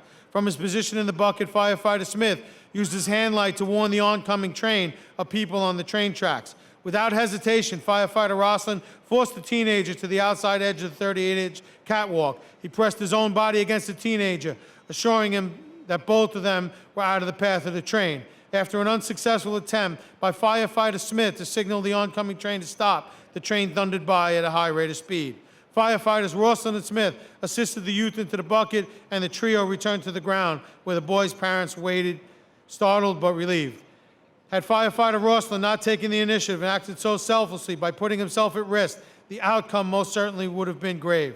For these reasons, the FDNY honors firefighter Eric T. Roslin, actions with the Chief John J. McElligott Medal, firefighters Fitzpatrick and Frisbee Award. Congratulations.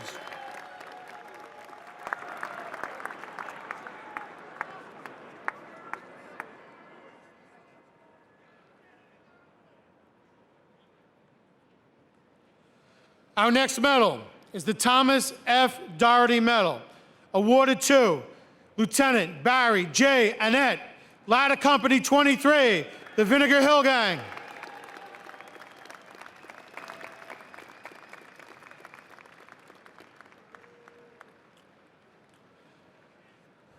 On March 1st, 2016, at 2:24 hours, Ladder 23 was assigned second due to Manhattan Box 1677 for a report of a fire on the 8th floor.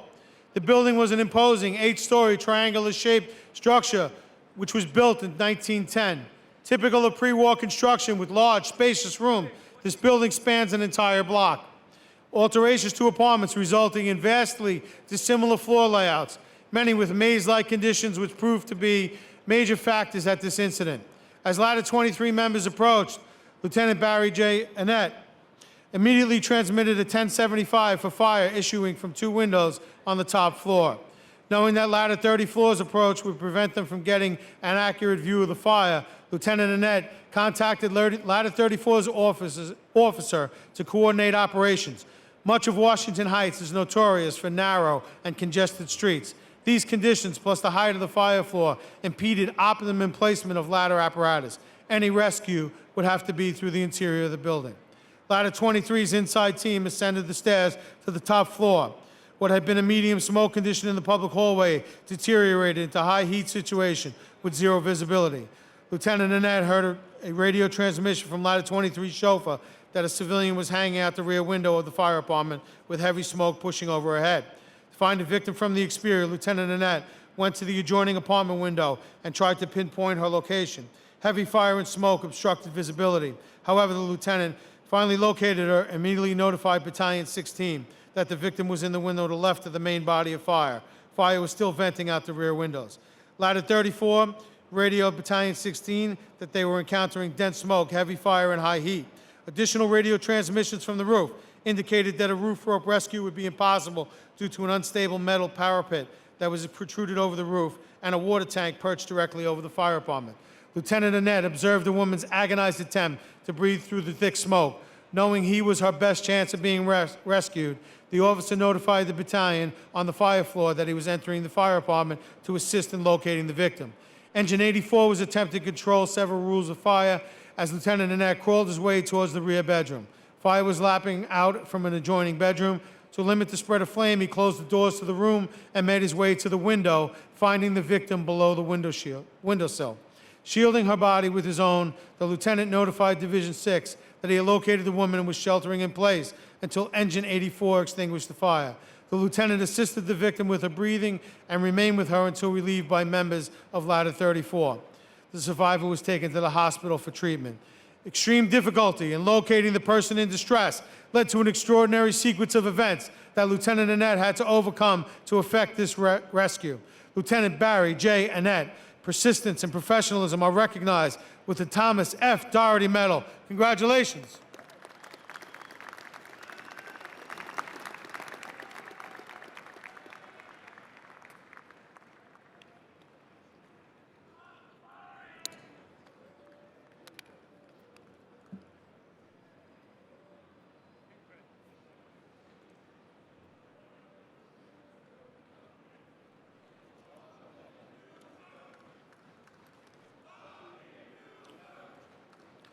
Our next medal is the Albert S. Johnston Medal, awarded to Lieutenant Robert P. Musa, Ladder Company 48, the pride of Hunts Point.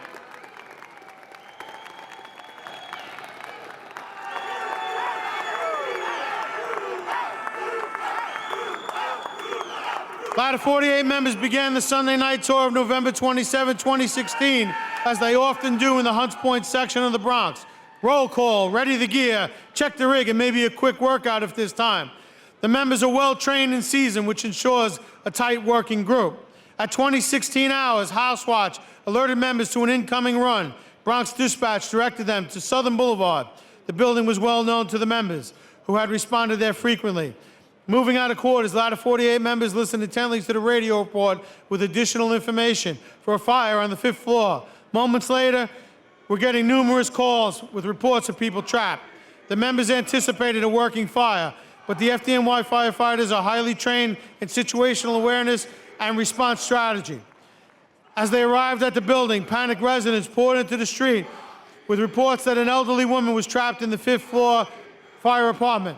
Lieutenant Muser led his forcible entry team into the building. Within moments, they were sizing up forcible entry options at the locked door of the fire apartment.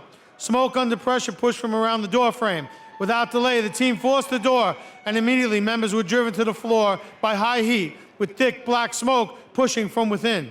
The lieutenant recognized this as a clear indication of a rapidly evolving fire. Faced with zero visibility, Lieutenant Muser moved to a prone position, scanned the long hallway with the flashlight, and spotted the feet of an occupant lying on the floor. Without hesitation, moving quickly and low, the officer pushed through the heat and smoke, eventually reaching the elderly occupant. The victim was unconscious and appeared not to be breathing. As he maneuvered towards safety, Lieutenant Muser used his body to shield the victim from the fire overhead. Firefighter DeMattis assisted from behind the victim. Firefighter Appleholm helped facilitate her removal to the safety of the 5th floor landing. Lieutenant Muser operated under challenging fire conditions without the benefit of a charged protective hose line. He demonstrated tactical skill, unwavering courage, and professionalism in the performance of his duty. His leadership and decisive actions resulted in the life-saving rescue of the trapped victim. For his bravery, Lieutenant Robert P. Muser is honored with the Albert S. Johnston Medal. Congratulations.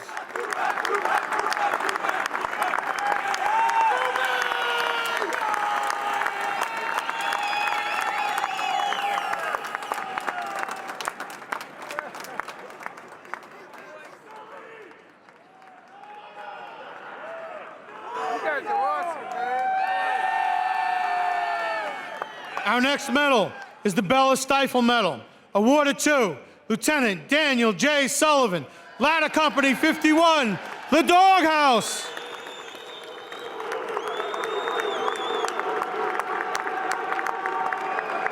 It was the morning of December 4, 2016, and at 0749 hours, the Bronx dispatcher transmitted box 4421, reporting a fire in 2 attached private dwellings.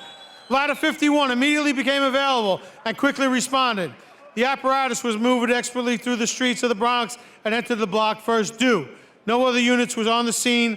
Lieutenant Dan Sullivan transmitted a 1075 for a fire in a one-family dwelling with heavy smoke pushing from the attic of both the fire building and the attached dwelling.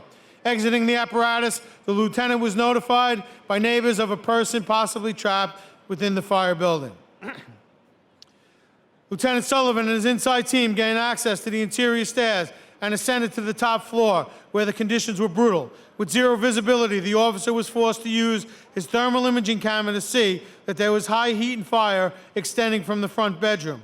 Lieutenant Sullivan knew they would be operating without the protection of a hose line, so he sent a forcible entry firefighter to search a rear bedroom. In dense smoke, he and the can firefighter proceeded down the hallway toward the front, with the fire rolling over their heads from a partially open door. Arriving at the door, Lieutenant Sullivan noticed that it was partially jammed open due to a heavy clutter condition. Forced to operate in this extreme environment, he instructed the can firefighter to try to control the fire while he tried to open the door. Knowing he needed a rapid search of the room, his only option was to remove the door from the hinges, a calculated move without the protection of a hose line. The lieutenant used his officer's tool to remove the door and entered the cluttered room to begin his search. With conditions rapidly worsening, Lieutenant Sullivan was forced to the floor by the high heat. He was rewarded for his efforts when he located the unconscious male victim lying on the floor next to the bed. Quickly transmitting at 10:45, Lieutenant Sullivan and firefighter Loreno transported the victim to the street. The man suffered burns and received life-saving treatment at the scene before being transported to the hospital by EMS.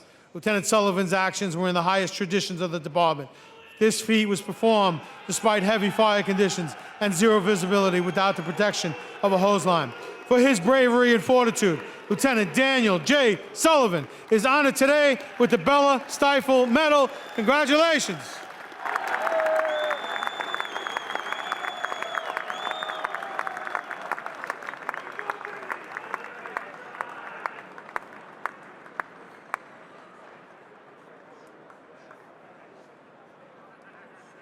Our next medal is the Tracy Allen Lee Medal, awarded to EMT Sean P. Emanuel, Station 4, Lower East Side.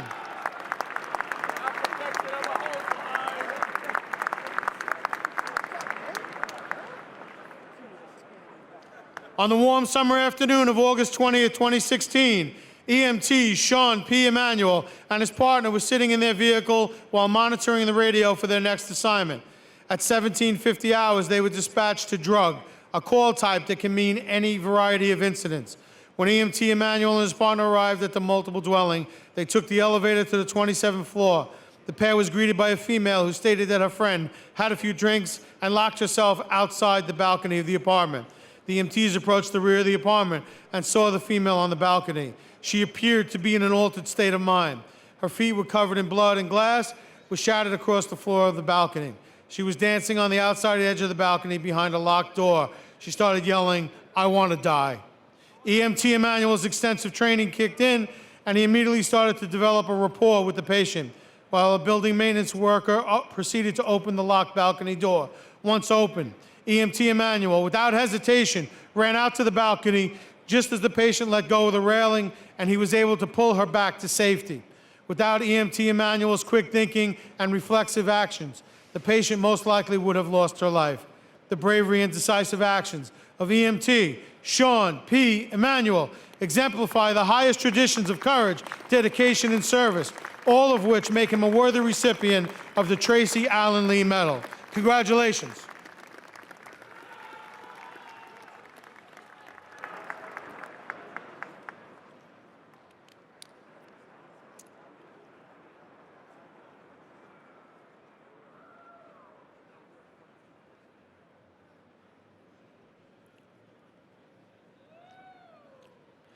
Our next medal is the Vincent J. Kane Medal, awarded to Lieutenant Gregory S. D'Amato, Engine Company 302, the Viper's Nest.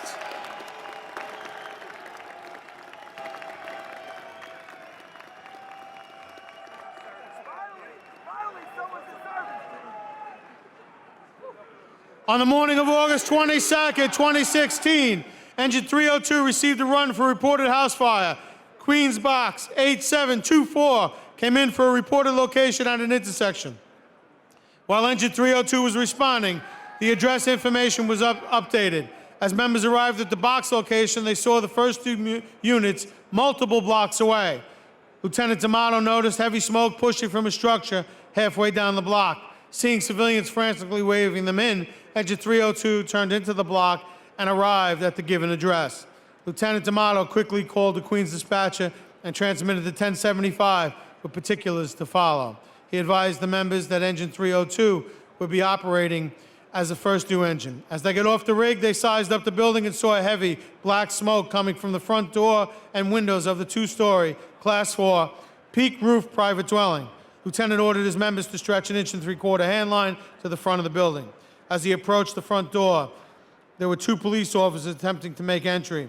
Due to the high heat and thick black smoke, they were driven back, unable to make it into the burning house. Lieutenant D'Amato made his way past the two officers, entered the building, and started to make a rapid but thorough search. He noted that the fire was quickly advancing, both in the cellar and on the first floor. There was no protective hose line in place.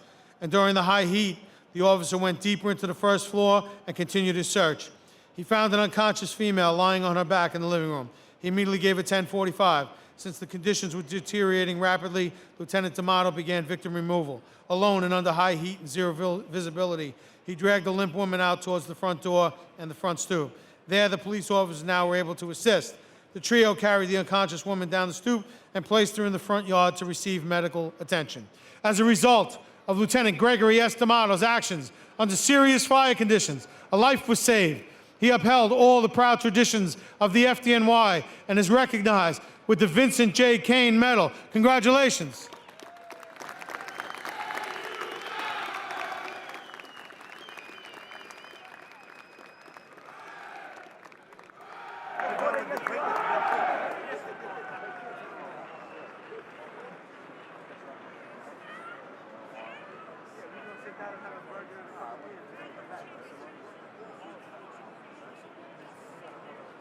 Our next medal is the Pulaski Association Medal, awarded to firefighter Andrew Kelly of Ladder Company 147, the Pride of Flatbush.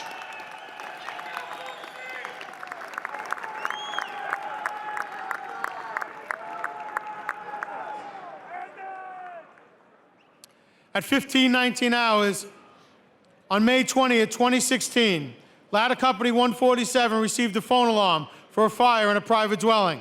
Firefighter Andrew Kelly was assigned the irons position. Upon arrival, heavy smoke was showing. Ladder 147's inside team began forcing multiple doors to gain access to the fire building.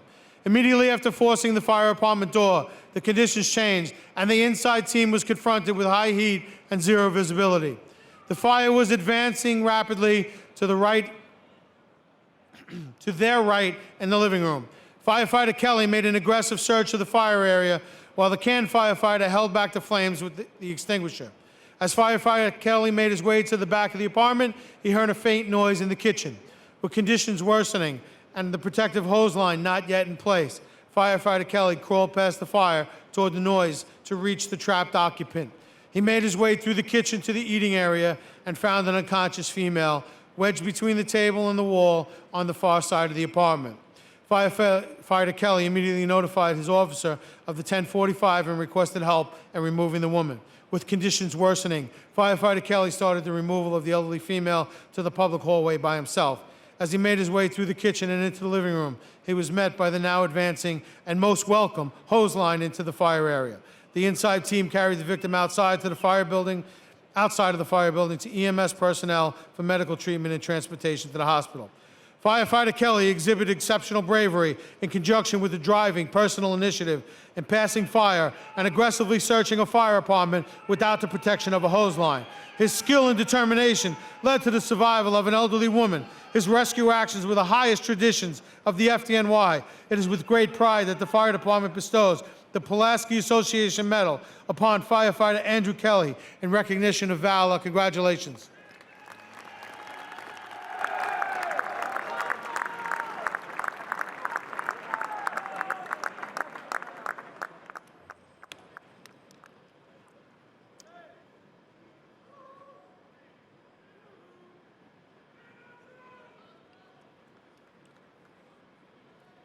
Our next medal is the Commissioner Edward Thompson Medal, awarded to firefighter Sean T. Cosgrove, Ladder Company 163, the Pride of Woodside.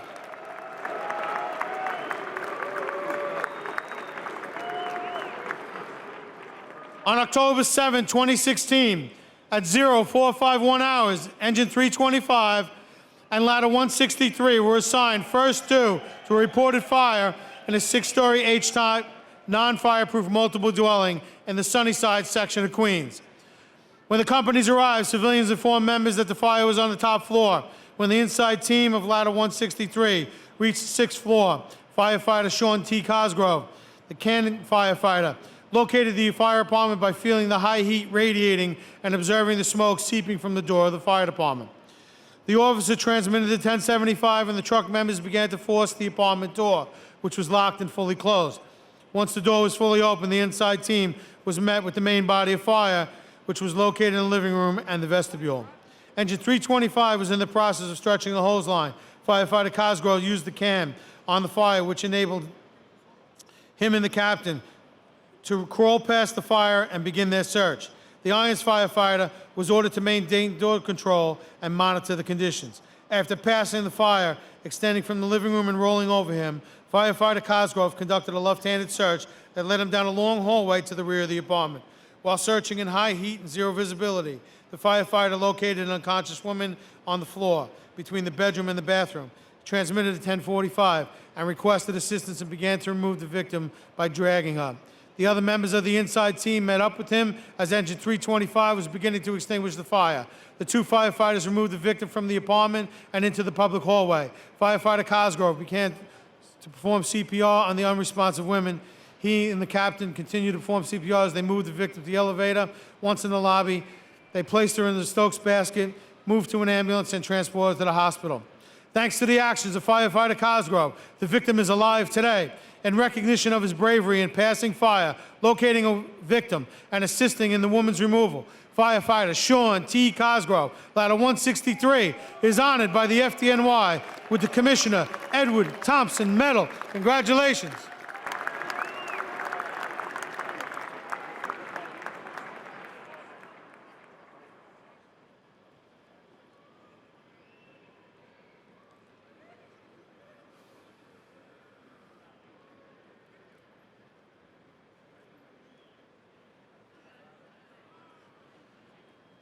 Our next medal is the Columbia Association Medal, awarded to firefighter Sean W. Colner, ladder company 167, the Patriots.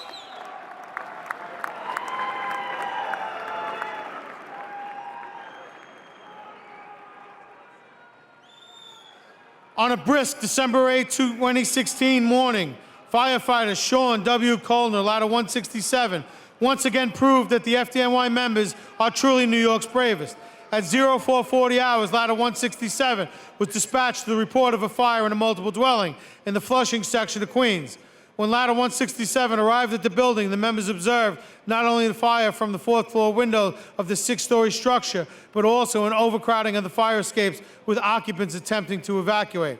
Firefighter Colner, assigned the forcible entry position, knew that as the second due truck on the scene, he would have the arduous task of operating directly above the already advanced fire. When the inside team of ladder 167 arrived at the apartment directly above the fire, firefighter Colner checked the door for heat and began forcing the fortified apartment door. Once ladder 167 entered the apartment, members were met by extreme heat emanating from the kitchen and living room directly to their left. The officer, using his thermal imaging camera, confirmed that the fire had auto exposed to the kitchen and living room. The canned firefighter began discharging water from his 2.5-gallon extinguisher.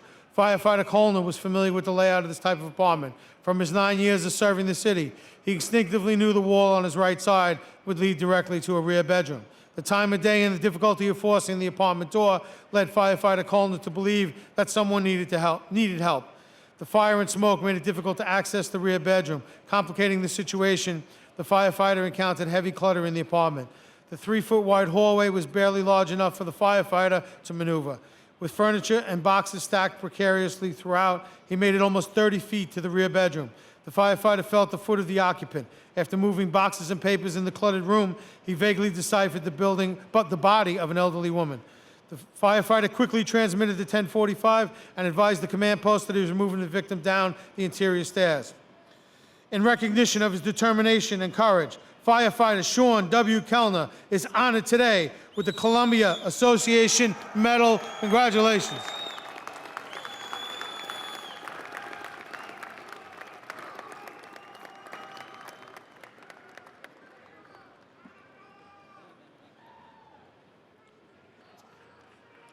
Our next medal is the Susan Wagner Medal, awarded to firefighter Christopher J. Riley of Ladder Company 58, the Vise Guys.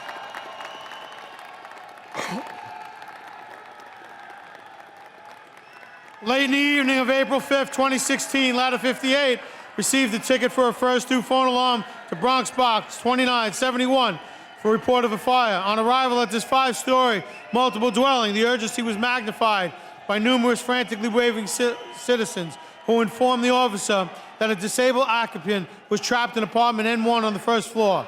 The inside team entered the building. A A bank-down smoke condition was encountered in the first floor public hallway. The source quickly was found to be the open door to the apartment N1. Closing the door to contain the fire, the officer transmitted a 1075 and informed Battalion 18 regarding the report of a person trapped in the rear bedroom. With their face pieces down, the inside team entered the apartment.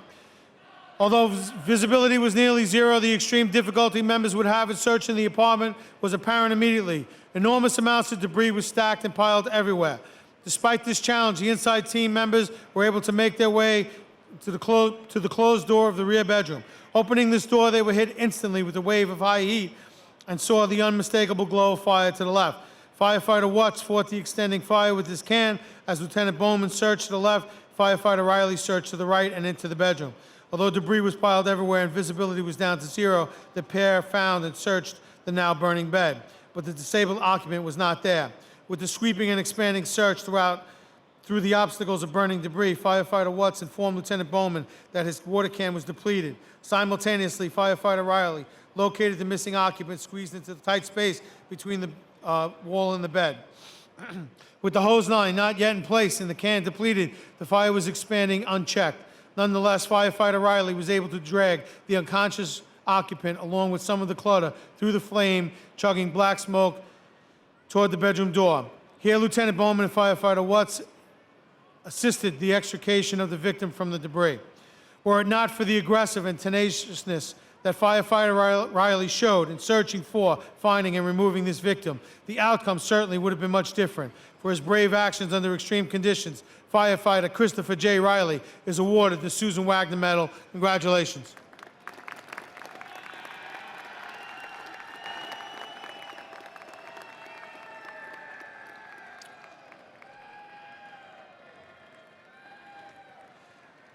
Our next medal is the Steuben Association Medal, awarded to Firefighter Michael J. Patwell, Ladder Company 44, the Untouchables.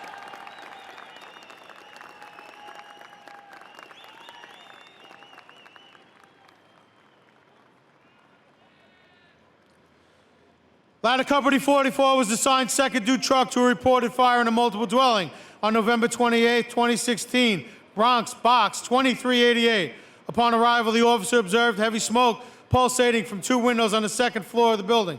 Firefighter Christian Daly radioed Captain Luisi the fire was blowtorching out one large window in the rear and threatening to auto-expose into the third floor. Entering the apartment in blackout conditions, Firefighter Michael J. Patwell, with the can, made his way towards the rear of the apartment. In his search, he discovered the motionless body of an adult male. Firefighter Patwell immediately transmitted a 1045 via radio. Firefighter Patwell could feel the heat through his bunker gear and knew the victim would not survive these conditions. He put himself in between the victim and the fire apartment door as he descended the stairs. While going down the stairs, Firefighter Patwell lost his footing and fell down 6 steps to the landing. He was faced with moving the unconscious victim down 2 more flights of stairs while in severe pain from his fall. Faced with this daunting task, Firefighter Patwell nevertheless maintained his grip on the victim, moving him down past the fire apartment and down into the lobby. Faced with a high heat condition due to both the fire and the victim's apartment doors left open, Firefighter Patwell passed the fire apartment and crawled deep into the victim's premises to search. The firefighter's perseverance paid off as he saved the trapped man from certain death. For his actions, Firefighter Michael J. Patwell is issued the Steuben Association Medal. Congratulations.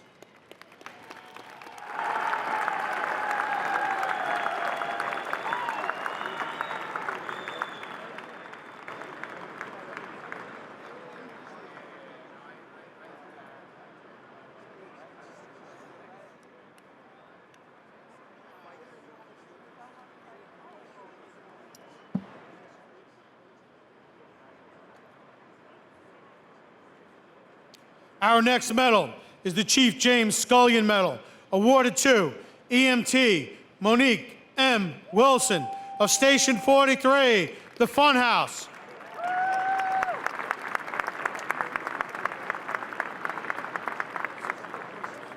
On the evening of September 4, 2016 in Coney Island, EMTs Monique M. Wilson and Maxim Furman were on duty, ready to brave the brunt of the storm. They responded to a call on the beach. When they arrived, they noticed that no lifeguards were on duty and the entire beach was cordoned off with rope. tied from each lifeguard tower to another, carrying all of their life-saving equipment. EMTs, Wilson and Furman, trekked through the windswept sand toward the waterfront. They came within several feet of surf when they heard bystanders screaming and motioning toward the ocean. They saw two men exit the water, yelling, "My brother is in the water." That's when they spotted a single hand rise out of the unrelenting waves and go back down under the water as the man floated further and further out to sea. Recognized the man faced imminent danger, EMT Wilson sprang into action. She slipped off her boots, ran into the water, dove in, and swam to the victim. With monumental strength, she grabbed the victim and maneuvered the panicked person's body so she could hold and keep his head above water. While remaining calm and focused, EMT Wilson carefully gauged the tide, using each wave to assist her in moving the near-drowning victim toward safety. Meanwhile, EMT Furman cut one of the ropes from a leg of the lifeguard tower, walked knee-deep into the water, and threw the rope in the direction of his partner.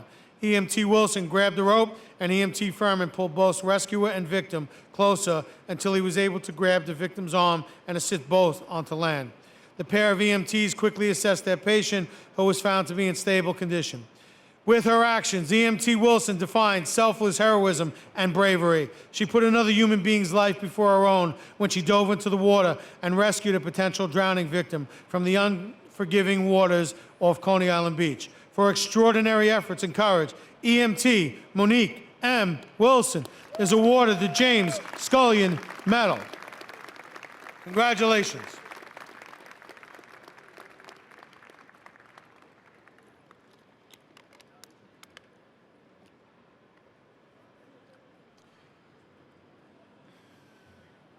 Our next medal is the Dr. J.W. Goldenkrantz Medal, awarded to Lieutenant Michael Urso, Ladder Company 30, the Harlem Zoo.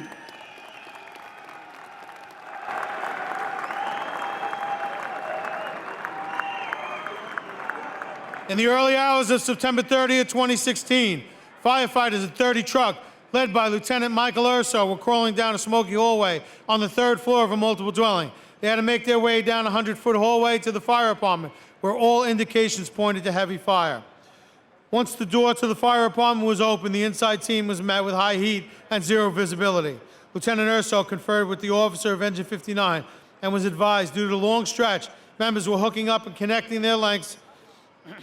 Lieutenant Urso's experience told him that a locked door at this time of day and this type of occupancy meant a possible victim inside. The inside team entered to find the fire and search for life. Lieutenant Urso and his firefighters began to systematically search the fire apartment without the protection of a hose line. Searching to the left, Lieutenant Urso continued on at zero visibility, with the heat intensifying deeper into the apartment. Pressing on, he entered the immediate fire area for a quick search. The heat was quickly becoming unbearable, but a moment later, approximately 8 to 10 feet into the room, he felt dark, came across a bedroom door in which the main body of fire was located, and located an unconscious elderly female. She was twisted up in the bed sheets and a blanket. Time was critical if she was to survive. He communicated the fire location to Engine 59 and began removal. Lieutenant Urso's actions were an act of bravery under the worst of fire conditions. He pushed himself to the limits to pull the victim from danger. The woman had no chance of survival without Lieutenant Urso. His exemplary actions are consistent with the finest traditions of the FDNY and Ladder 30. For these reasons, Lieutenant Michael Urso is awarded the Dr. J.W. Goldenkrantz Medal. Congratulations.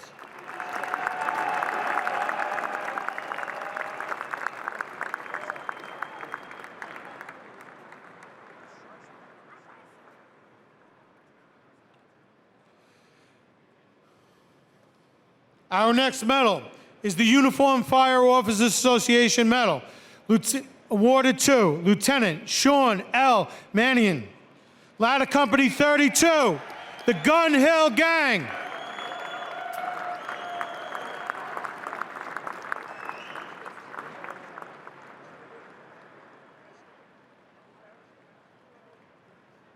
Just after 2,000 hours on the night tour of January 18, 2016, Bronx Fire Communications assigned units to Bronx Box 3467, located in the Allerton section of the Bronx. Engine 62 and Ladder 32, the Gun Hill Gang, were assigned first due and advised they were responding to a reported fire in a multiple dwelling From a half block away, engine 62 transmitted to 1075 for a fire blowing out the third floor windows of the 6-story occupied multiple dwelling. In the doorway of the bedroom, Lieutenant Mannion came across a motionless body and immediately transmitted at 1045. He attempted to pull the victim out of the room, which was fully involved in fire, but they were caught on the door frame. Realizing the victim was getting seriously burnt by the intense flames and that he needed to close the door to the bedroom, the officer climbed over the woman in order to free her for removal. With his back toward the fire, he was able to remove the victim from the doorway and began moving her down the hallway toward the apartment door. While moving the woman, Lieutenant Mannion was met by his inside team, who assisted with the victim's removal. At this time, the fire was burning through the bedroom door and extending into the main foyer of the apartment. So the lieutenant directed firefighter Taylor to hold back the fire with his can so he and firefighter Doyle could finish removing the woman to the public hallway. As noted by Battalion 27 in its report, his aggressive actions to quickly advance to the fire room under high heat and zero visibility without the protection of a handline undoubtedly saved the victim's life. Due to the bravery that evening, a resident of New York City is alive today, and is why Lieutenant Sean L. Mannion is awarded the Uniformed Fire Officers Association Medal. Congratulations.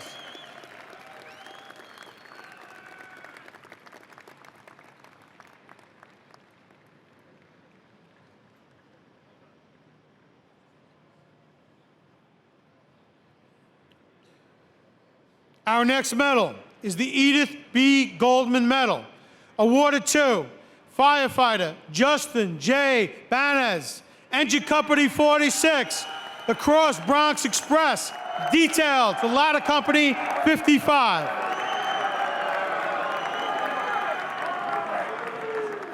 Firefighter Banez had no fewer than 2 years on the job when he found himself on November 10, 2015, assigned to Engine 46, detailed for the night tour to Ladder Company 55, where Lieutenant William Olson assigned him the can firefighter position. At 04:35 hours, Lieutenant 55 was assigned first due with Engine 50 to the Bronx Box 2342 for reported fire on the third floor of a multiple dwelling. Lieutenant Olson, with Ladder 55's inside team, entered the building and climbed the stairwell to the third floor, where a smoke condition was encountered in the public hallway. This information was immediately radioed to Engine 50. The 1075 was transmitted, and Engine 50 members stretched the line, inch and three-quarter hose line into the fire building. Ladder 55's inside team masked up and searched down the hallway, finding smoke pushing out under pressure around a locked door. Firefighter Banez began a search of the burning apartment with embers falling around them in the thick gray smoke. They made their way along the wall, searching from hall to bathroom to the rear bedroom. Firefighter Banez heard a gurgling noise. Disregarding his own safety, he moved into an adjacent bedroom towards the sound. With fire behind him, the firefighter listened and closely searched through the zero visibility, finding an unresponsive victim wedged between the bed and the wall. Muscling the victim from out behind the bed, firefighter Banez called out to the lieutenant, 1045. The firefighter kept his head and acted courageously under dangerous circumstances. Otherwise, as reported at the scene, the victim would not have survived in the apartment, even for a few seconds longer. For his bravery, firefighter Justin J. Banez is presented with the Edith B. Goldman Medal. Congratulations.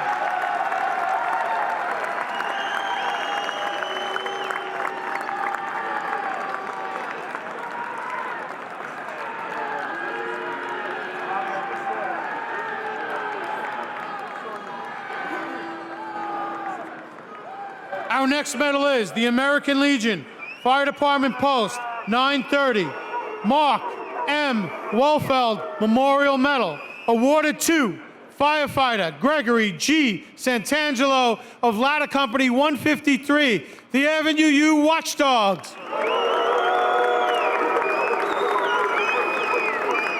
On May 2nd, 2016, the Brooklyn Communication Office transmitted Box 3286 at approximately 01:30 hours for a fire reported in a 3-story mixed occupancy building. Ladder 153 was assigned as a second due truck, and while responding, the first arriving companies gave a 1075 for a heavy fire with possible extension to the exposure. When ladder 153 arrived, firefighter Santangelo, the chauffeur, noticed heavy fire issuing from the rear of the original fire building and heavy black smoke issuing from all 3 floors of the fire building and the exposure to the left. After initially positioning the apparatus, firefighter Santangelo got off the rig to size up the overall operations on all floors above when he thought he saw an article of clothing through the smoke. He walked a few feet away and confirmed the initial size up. Subsequently, he radioed to the outside vent firefighter of a confirmed life hazard in front of the building on the top floor. Firefighter Santangelo tried to reposition the apparatus to use the bucket to remove the victim from the window. He was unable to do so because of the numerous primary and secondary wires blocking the building. As members communicated with the person at the window to remain low in the windowsill, they noticed he was becoming more agitated and started to panic. Firefighter Santangelo and Hanson had no choice but to use the 24-foot extension ladder due to its maneuverability and speed of operation. Firefighter Hanson began to climb the ladder to the 3rd floor with firefighter Santangelo butting the ladder. As he ascended, the fire began to lap out the exterior wall between the 1st and 2nd floor of the original fire building. When firefighter Hanson arrived at the window, he noticed 2 people trapped there. Firefighter Hanson reached the ground with the first victim. Firefighter Santangelo sprang into action and raced up the ladder, passing fire that was in a free-burning state. He began to feel the heat through the smoke and knew time was critical. As conditions were rapidly changing with limited visibility, firefighter Santangelo removed the victim from the window, holding onto the windowsill with one hand. Firefighter Santangelo acted in the finest traditions of the New York City Fire Department, successfully operated under extreme conditions without the benefit of a protective charged hose line. To honor his heroism, the FDNY presents firefighter Gregory G. Santangelo with the American Legion Fire Department Post 930 Mark M. Wolfeld Memorial Medal. Congratulations.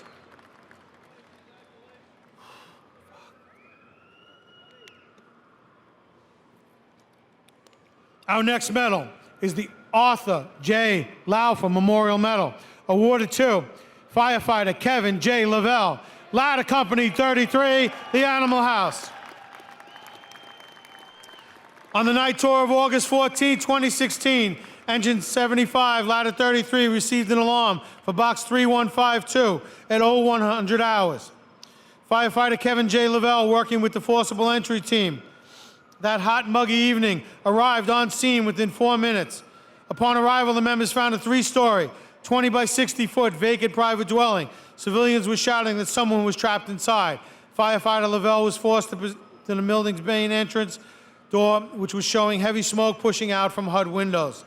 While these windows are effective in securing a building, they are problematic for venting operations during a fire.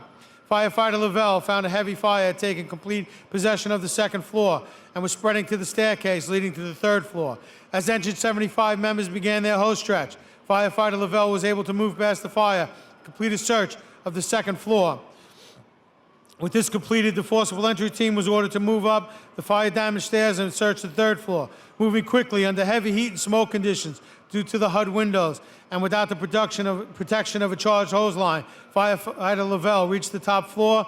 He went to work searching the space and ventilating the building to give any potential victim a better chance of survival. While conducting the search, the firefighter found an unconscious male in the front bedroom.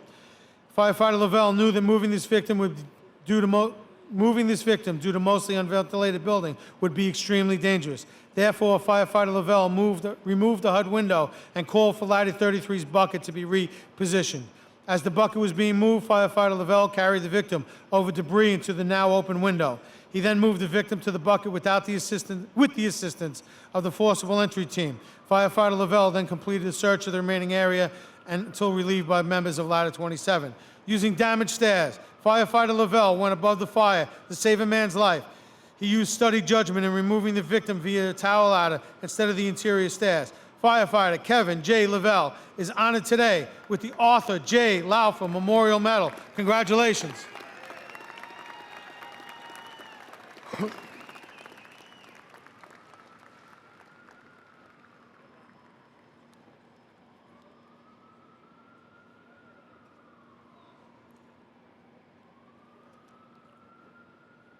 Our next medal is the Emerald Society Pipes and Drums Medal, awarded to firefighter William M. McGarry, Ladder Company 26, the Fire Factory.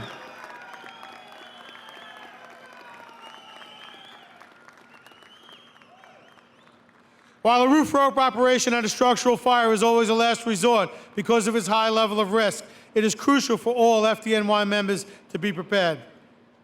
The operation's success is contingent on many components. In the early morning hours of October 27, 2016, firefighter William M. McGarry was one such component of an extremely dangerous but very successful life-saving roof rope operation. Arriving at Manhattan Box 1219, firefighter McGarry, ladder 26, assigned the roof position, made his way to the roof by way of the attached exposure number 2 building. From the street, visible fire was coming from the roof, so the firefighter carried a roof saw in addition to his regular component of tools. With the initial ladder companies performing the roof operations on the fire building, firefighter McGarry made his way across the exposure 4 building. The fire in the shaft presented a significant possibility of fire entering this building, trapping occupants inside. Firefighter McGarry returned to the top floor via the same fire escape to continue his search and became aware of a trapped occupant in the rear of the original fire building. This building had no rear fire escape and the occupant was threatening to jump. Due to the spreading fire and high heat in the apartment, unable to contact the command due to heavy radio traffic, firefighter McGarry called across to the occupant, calming him and telling him to remain where he was. He then assured the trapped occupant that help was on the way. The firefighter immediately returned to the roof and crossed back to the original fire building to communicate face-to-face with members, informing them of the need for the immediate roof rope operation. Back down the rear fire escape of exposure 4, firefighter McGarry made contact with the trapped occupant as he helped direct lowering the member on the roof. Firefighter McGarry's view was crucial since visibility was above from nearly impossible due to the amount of smoke coming from the rear.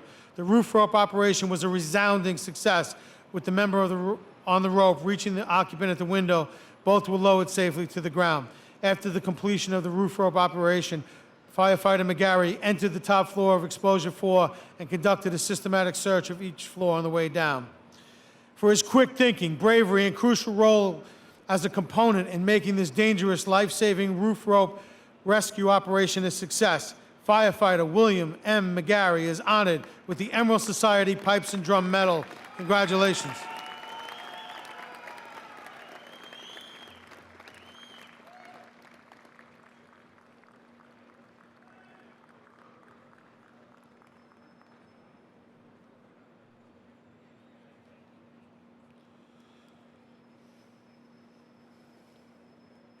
Our next medal is the Company Officers Association Medal, awarded to Lieutenant Thomas C. Dalgish, Engine Company 312, the Hell's Gate Gang.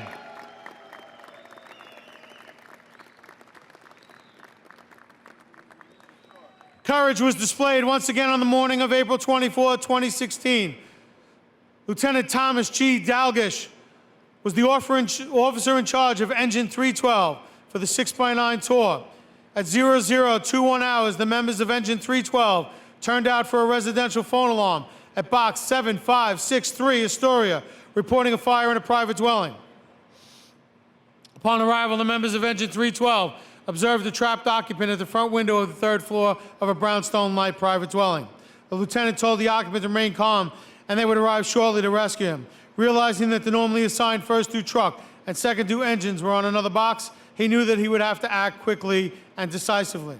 After arriving on the 2nd floor, the lieutenant encountered a light smoke condition and a disoriented elderly man who informed him that his son was trapped in the front bedroom and his wife was trapped in the rear bedroom. The lieutenant led the man to safety and made his way to the 3rd floor, where he encountered heavy fire in the hallway toward the front of the apartment, which had cut off egress from the front and rear. Without the protection of a charged hose line, the lieutenant passed the fire to search the rear of the apartment. When he reached the rear bedroom, he discovered an elderly, disoriented woman panicked and ready to jump out of the 3rd floor window. He promptly pulled her back inside, leading her to the exit past the rapidly expanding fire while shielding her from the flames. After bringing the victim to safety, the lieutenant ordered a hand-line stretch to the 3rd floor to extinguish the fire. This facilitated safe removal of the 3rd victim from the fire building. During the course of the above-mentioned actions, Engine 312 was the only unit on the scene. If not for the bravery and decisive actions of the Lieutenant Dalgish, the victims may have succumbed to the fire. The lieutenant's extraordinary efforts demonstrated precisely how FDNY's constant training guides members' actions and purpose and direction. The FDNY recognized Lieutenant Thomas G. Dalgish, brave, life-saving efforts with the Company Officers Association Medal. Congratulations.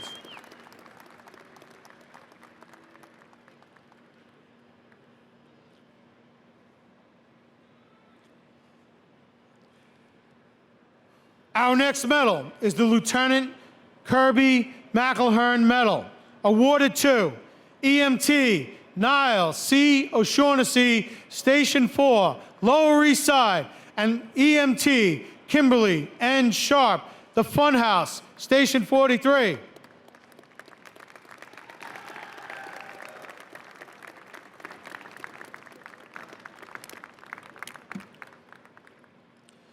Construction is a common sight throughout the city, as are gargantuan cranes and equipment. On Friday, February 5th, 2016, New York City prepared for another round of cold weather, snow, and unusually high winds. At 08:25 hours, strong winter winds caused the 565-foot crane to fall around the Tribeca area. This destruction spans several city blocks. Calls flooded 9/11, with concerns for injured citizens and people trapped in their debris-covered vehicles.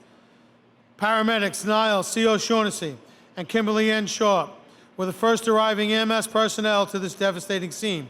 Within minutes of their arrival, they provided notification that the triaging was already underway and that a triage post was quickly established. Sharp and O'Shaughnessy quickly began coordination with members from Engine 7. Firefighter Patrick Bauman identified a critically injured victim stuck in a vehicle covered in debris. Firefighter Bauman and O'Shaughnessy worked expeditiously to extricate and treat this individual. Sharp continued providing on-scene triage and coordination with the additional arriving units to assure prompt transport of this critically injured person. Thanks to the coordination, communication, and organization exhibited by O'Shaughnessy and Sharp, while under great mental pressure, this patient was promptly identified and treated and reported with family to the hospital. For the excellence in field communication with their swift actions to remove a victim from a debris-covered vehicle, paramedics Niall C. O'Shaughnessy and Kimberly N. Sharp are awarded the Lieutenant Kirby McElhern Medal. Congratulations.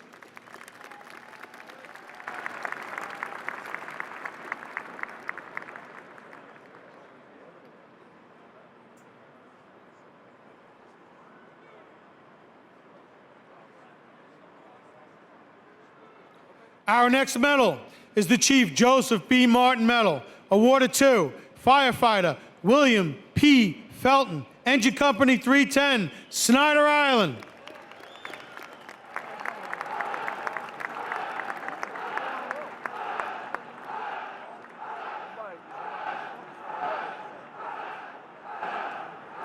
On August 13, 2016, firefighter William P. Felton, Engine 310, in Brooklyn, was relaxing and enjoying the last few days of summer with his family at Rockaway Beach.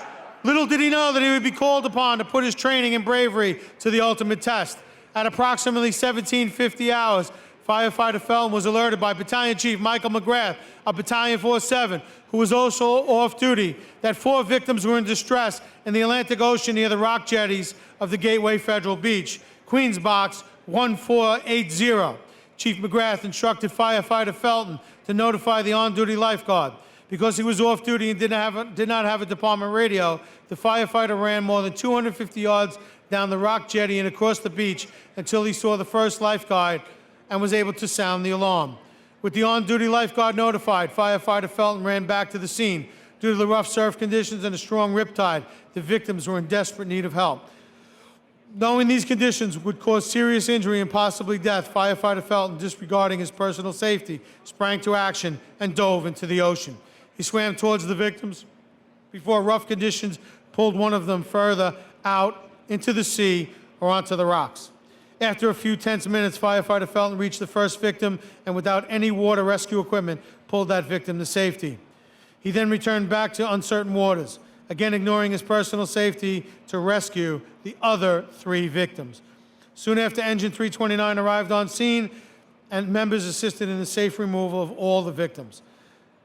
Fire department commanding officers, as well as witnesses to the rescue, all reported that firefighter Felton's actions reflected initiative, capability, and a selfless act of bravery as he placed himself at risk each and every time he went back into the rough sea to rescue a victim.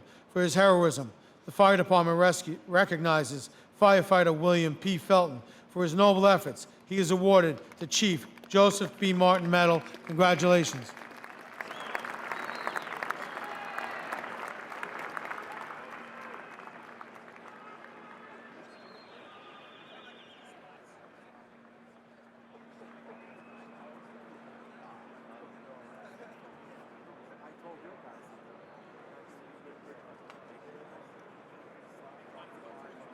Our next medal is the Police Honor Legion Medal, awarded to Captain Matthew R. Hagan of Engine Company 80, the Vinegar Hill Gang.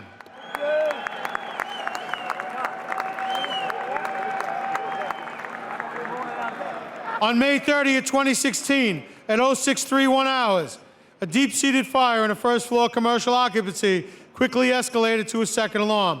The firefighters of the 16th Battalion responded to the fire in just 3 minutes. On arrival, members found heavy fire venting through the first floor, roll-down gates and auto explosion up the outside of the 6-story non-fireproof building. Engine 80 arrived third due on the initial alarm. Battalion 16 ordered Engine 80 to stretch a hose line to the most severely exposed area, the second floor above the main body of fire. Engine 80's officer, Captain Matthew R. Hagan, ordered his members to stretch an 1 3/4 hand line to that location. Captain Hagan donned his CBA facepiece and proceeded to the floor above the fire. Confronted with heavy smoke and high heat on the second floor, he heard the inside team of Ladder 30 entering an apartment to conduct a primary search. While waiting for his members to stretch a line to this location, Captain Hagan proceeded to check the second apartment. It was during this cursory examination that he heard moans from behind the locked door. Recognized that this known life hazard required immediate action, Captain Hagan forced open the apartment door with only his officer's tool. The apartment he entered was directly above the main body of fire and filled with heavier smoke and more heat than accounted in the hallway. In zero visibility, the captain began a blind search and found a semi-conscious and burned female occupant on the floor. After transmitting a 1045 via handy-talkie, Captain Hagan dragged the victim back through the apartment and through the front door, where he met Engine 80 stretching their hose line. The officer ordered firefighter Malone to remove the victim to the street, where she was subsequently transferred to EMS personnel. If not for the quick and aggressive maneuvers of Captain Hagan and the ensuing fire extinguishment operations of Engine 80's members, the outcome would not have been much different. For his demonstrated decisive actions and firefighting skills, performing in the truest traditions of this department, Captain Matthew R. Hagan is presented with the Police Honor Legion Medal. Congratulations.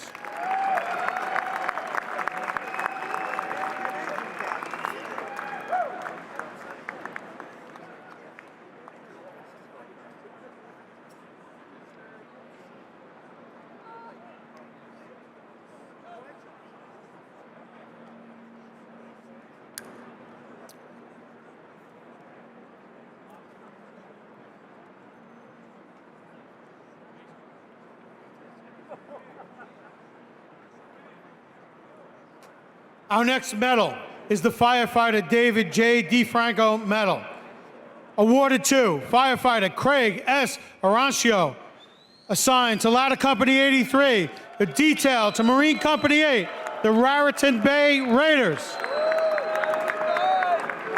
Marine Company 8 was patrolling the lower bay near Hoffman Island, south of the Verrazano Narrows Bridge on July 2nd, 2016, when they picked up a Mayday signal at 10:45 hours from a boat whose passengers were attempting to assist 8 people aboard a sinking vessel near the Roma Shoal.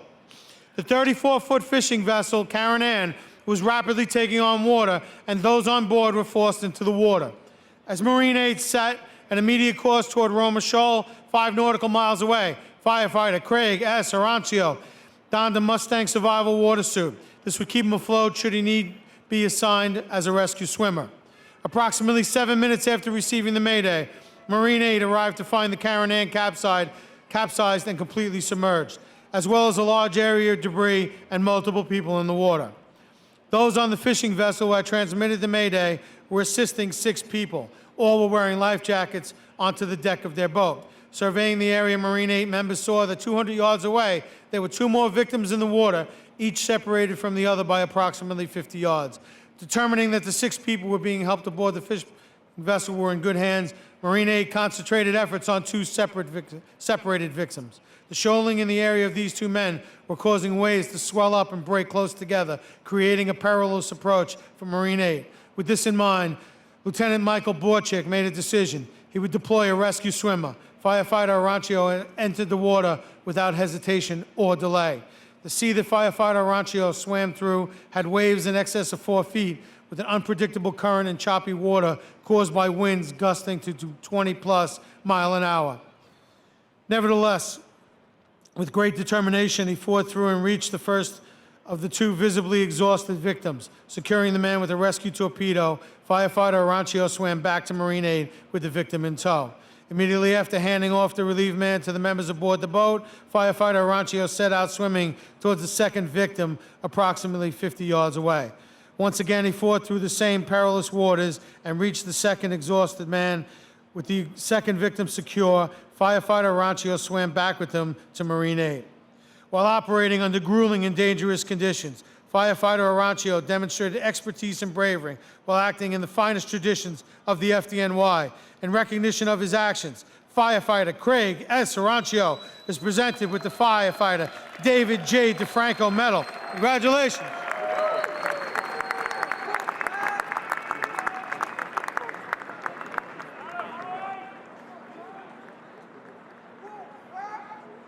Our next medal is the Lieutenant James C. Zahn, Lieutenant Peter L. Triano Memorial Medal. Awarded to firefighter Michael R. Conicelli of Engine Company 16, the Brave Warriors. On the evening of August 30th, 2016, the members of Engine 16 arrived at Manhattan Box 8473, where they were met by multiple people waving and pointing toward the East River. Quickly approaching the frantically pointing people, Engine 16 moved to the river's edge to assess the situation. 60 feet from the shore, they saw that a fully clothed adult male was losing his struggle to stay afloat in the East River. The assigned water rescue unit was stuck in traffic and not yet on scene. Yet it was immediately obvious that the struggling man was floundering in exhaustion. That was enough for firefighter Conicelli to see before taking unhesitating initiative without the benefit of a water rescue suit to prepare for a water entry. There was a strong northbound current to fight as firefighter Conicelli swam so hard toward the victim, who was now face down and going under. With selfless determination, firefighter Conicelli covered the 60 feet, arriving to find that the drowning man had completely submerged and was barely visible below the dark surface of the river. Nonetheless, firefighter Conicelli was able to grab hold of him and turn the victim's face out of the water, then place the barely conscious man between himself and a flotation device. By now, the assigned water rescue unit, Ladder 7, had arrived and secured a FDNY 20-foot straight ladder in place at the edge of the sidewalk down to the river. A member of Ladder 7 entered the river to assist firefighter Conicelli with stabilizing the victim against the ladder. Together, they were able to secure the victim into a rescue harness specifically for water rescue. Members of Engine 16 and Ladder 7 hauled the victim up the ladder to the dry sidewalk, where waiting EMS personnel performed necessary care and transported the patient to the hospital. For his initiative and quickness and action demonstrated under perilous river circumstances, the bravery exhibited in executing this life-saving rescue, firefighter Michael R. Conicelli is awarded the Lieutenant James E. Zahn, Lieutenant Peter L. Triano Memorial Medal. Congratulations.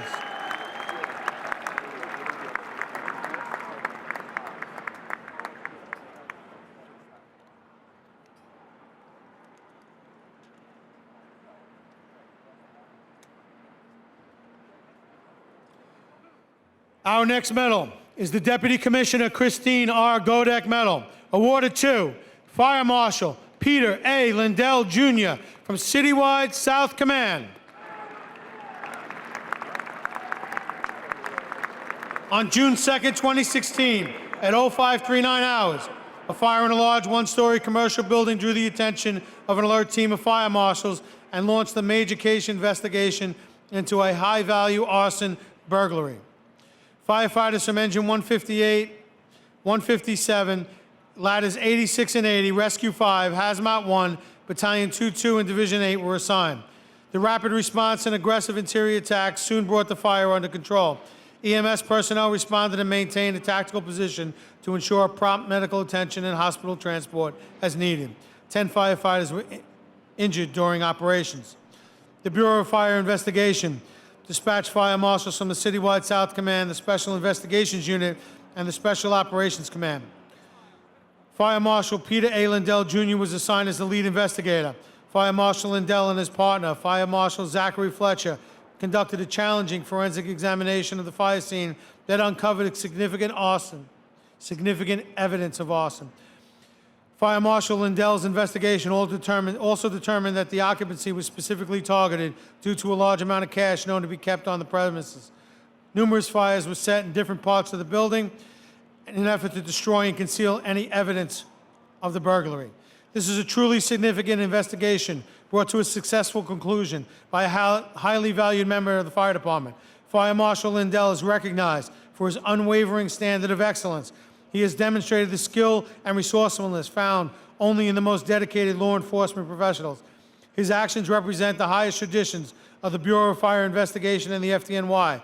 The results of this investigation send forth a powerful message to those individuals whose depraved indifference for life bring great danger and peril to the citizens of New York, as well as to the members of the FDNY. For his dedication to finding the truth and conducting a most successful investigation, Fire Marshal Peter A. Lindell Jr. is presented with the Deputy Commissioner Christine R. Godek Medal. Congratulations.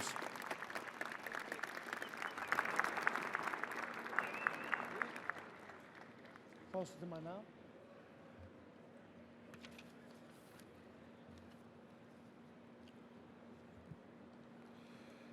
Our next medal is the William Friedberg Medal, awarded to firefighter Gregory Hansen, Ladder Company 153, the Avenue U Watchdogs.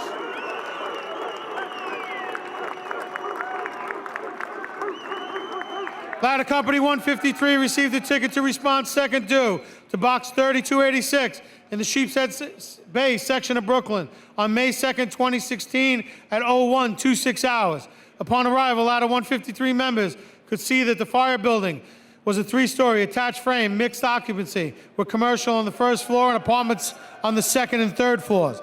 Fire was venting from the rear of the address, accompanied by a heavy black smoke pushing from all 3 floors of both the original fire building as well as the adjoining building on the exposure number 2 side.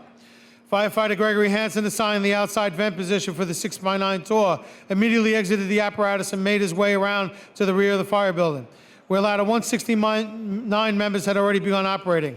Completing his size up the rear, Firefighter Hansen returned to the front of the building, grabbed a portable ladder. Reaching ladder 153's apparatus, Firefighter Hansen was told by ladder 153's chauffeur that there were people at the 3rd floor front window of exposure 2. Firefighter Hansen quickly looked up and observed a person banging on the glass of the 3rd floor window.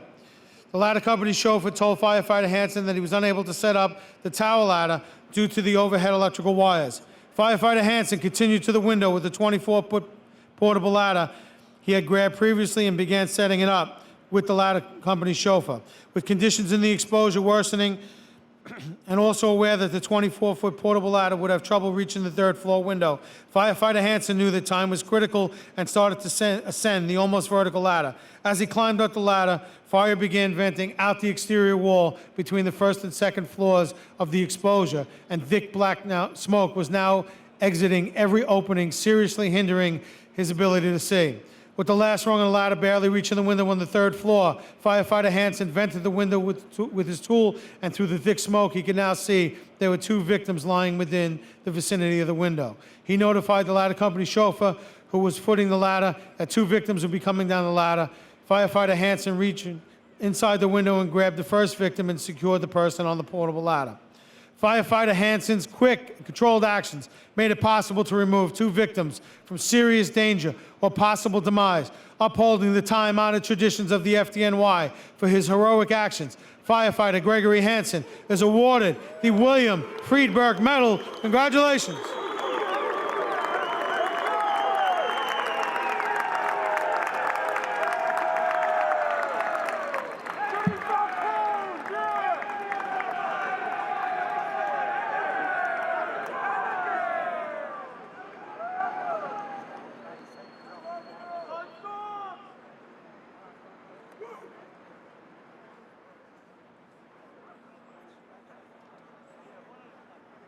Our next medal is the probationary firefighter Thomas A. Wiley Medal, awarded to probationary firefighter Anthony L. Morrow, Ladder Company 5, the Phoenix. Ladder 5 is designated a water rescue company, and members drill regularly on this kind of rescue. Therefore, it was with textbook accuracy that probationary firefighter Anthony L. Morrow performed his duties on February 19, 2016 at Manhattan Box 0542 for a confirmed person in the river. What he accomplished in saving life that day was done despite 29-degree air temperature, 38-degree water temperature, strong outward current, and choppy conditions. Fighting the rough chop of the river, firefighter Morrow swam towards the victim, now floating face down, 200 feet from the shore. Reaching the victim, firefighter Morrow turned him over to provide an open airway and secured him with the use of a rescue torpedo. Detecting the presence of labored breathing and determining that the victim was indeed viable, firefighter Morrow immediately alerted the members on shore to begin hauling his tether line for retrieval. Even with all the members working together, the operation was difficult and becoming increasingly more problematic due to the choppy water, fatigue caused by extreme cold, and ice forming on the rungs of the ladder, thus hindering its use as a method of removal of the victim from the water. On this frozen February day, FDNY members worked together as components of a life-saving machine. The male patient survived, thanks mainly to a probationary firefighter, Anthony Morrow, who showed that no matter how new a firefighter is, his training, courage, and conviction will lead to success. Firefighter Anthony L. Morrow's bravery is recognized with the probationary firefighter Thomas A. Wiley Medal. Congratulations.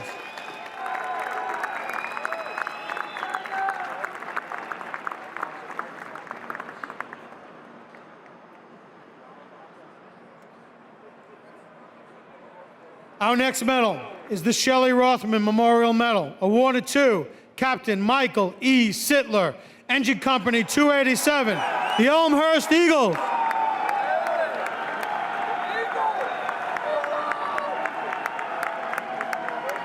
Heavy fire on the first and second floor of a 2 1/2-story private dwelling, exposing the homes on both sides with 3 trapped occupants. This scenario is just what the units of Battalion 4-6 faced at 22:28 hours on the night of March 21st, 2016. Arriving second due, Engine Company 287 followed a foot race to the fire building and recognized the lack of hydrants in the immediate vicinity. Radioing his chauffeur to go around the block to find a serviceable hydrant, Engine 287 secured a positive water source, stretched 2 lengths of 3.5-inch hose to supply the supply hose to the first due engine, and backed up Engine 289 on the first attack hose line. Subsequently, Engine 287's team was required to stretch and operate a second hose line to work simultaneously with the first to darken down the fire on the first floor. After helping back that fire, Captain Sittler ordered his company to advance up the interior stairway to the second floor following reports of fire at that location.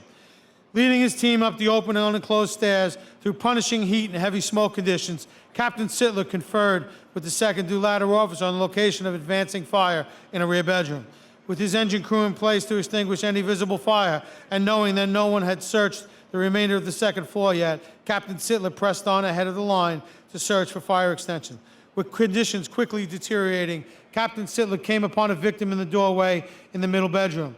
He gave it 10:45, then Captain Sittler dragged the victim toward the staircase, turning the unconscious victim's body to assist in removal down the stairs. The captain then straddled the victim's torso and protected his head from the blistering heat with his gloved hand. Working in extreme heat and smoke environment, after leaving the relative protection of the company's hose line, Captain Sittler gave the elderly man, who was badly injured, a chance at survival. Regrettably, he did succumb to his injuries.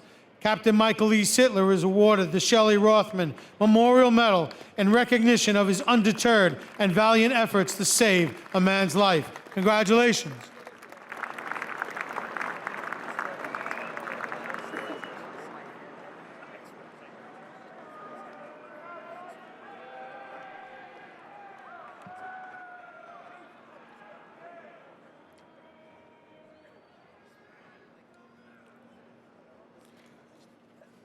Our next medal is the Jack Pinchick Medal, awarded to EMT Dujan A. Roberts. Station 31, the Angels of the City.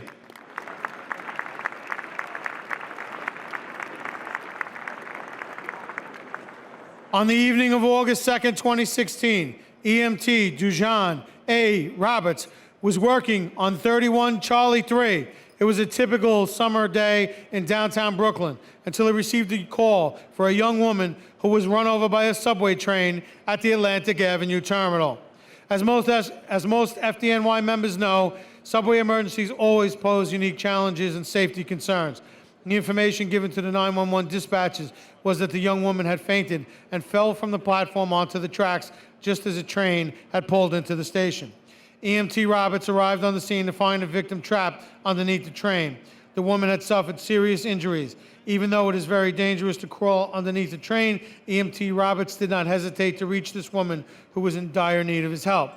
While beneath the train, EMT Roberts assessed and provided the necessary emergency treatment to the victim. The EMT knew that in order to get her out safely, the train would have to be moved.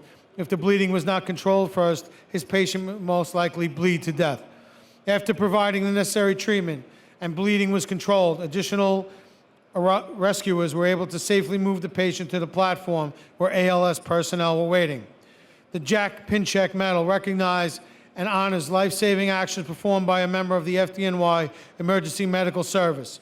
This year's recipient displayed extreme courage and a disregard for personal safety in order to help a critically injured patient. It is for these reasons that the FDNY is proud to present EMT Dujan A. Roberts with the Jack Pinchek Medal. Congratulations.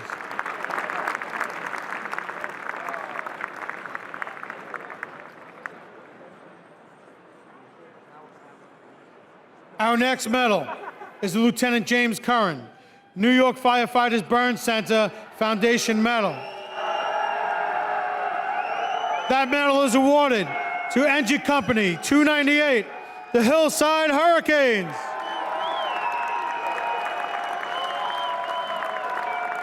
Lieutenant Ralph L. Longo, Ladder 127. Firefighter James A. Branch. Firefighter Hawayne G. DeLissa. Firefighter Ross Dubner. And Firefighter Garrett P. Langdon. Firefighter Eric L. Smith of Ladder 36. On Monday, October 3rd, 2016, at 15:43 hours, Engine 298 received the first two phone alarm reporting a building fire. Leaving quarters, an unidentified unit transmitted at 10:75. While en route, Queens dispatchers urged 298 to use caution. The PD was operating at the scene of the barricaded, emotionally disturbed person who was threatening to blow up the building. While responding, Engine 298 was impeded by numerous EMS and police vehicles. Engine 298's officer for the tour, Lieutenant Ralph Longo, from Ladder 127, ordered probationary firefighter Eric L. Smith, who was on a one-week detail from probationary firefighter school, to have all vehicles removed as far as possible from the fire building.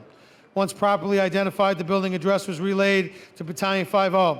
Fire was venting out 2 windows in the front and 4 in the rear. Lieutenant Longo ordered a line to be started to the lobby. 2 minutes later, Firefighter Smith found all drivers of the emergency vehicles and had them move. Still, these vehicles made the stretch an arduous task. Engine 298's chauffeur was forced to pass the front of the fire building to permit access for Ladder 127 and hand stretch back to the hydrant. Lieutenant Longo relayed this to his crew that the fire was located in the B wing, 3rd floor apartment with no well hole. Once firefighter James Branch, Engine 298's novel firefighter, backed up by firefighter Garrett P. Langdon, had sufficient amount of hose on the fire floor landing, water was called for. As Engine 298 made its initial attack, members were met with extreme heat and zero visibility conditions, indicative of an advanced fire. It was later reported that the EDP used gasoline and natural gas as an incendiary device. Witnesses stated the building blew up and the windows blew out. Engine 298's nozzle team continued advancing the line, extinguishing 4 rooms of fire. The transmission was made. We have the main body of fire knocked down in the front of the apartment. An aggressive search was made in the hallway leading to the rear room. Conditions became untenable. Lieutenant Longo decided to breach a rear wall and apply water on the fire as quickly as possible. After water was applied, Engine 298's nozzle team repositioned and finished extinguishing all visible fire. Engine 298 members aggressively met and overcame many challenges operating at an active crime scene with many hazards in an illegally converted H-type apartment. For their outstanding display of teamwork, the members of Engine 298 are recognized with Lieutenant James Curran, New York Firefighters Burn Center Foundation Medal. Congratulations.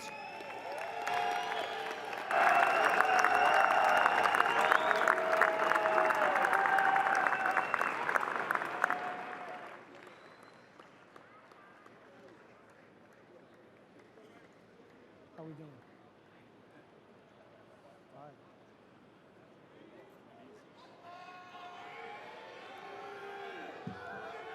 How are we moving along? Slow? You all good?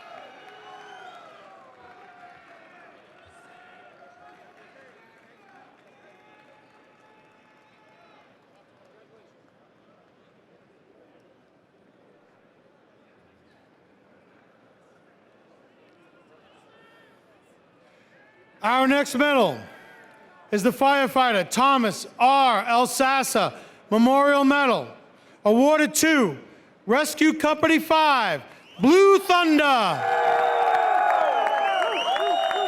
Lieutenant Salvatore Civitello. Firefighter Michael S. Burgo, ladder 77. Firefighter Donald A. Dillon, Jr. Firefighter Kevon Y. Harper, ladder 176. Firefighter Robert Hosey, and firefighter Christopher P. Mullen.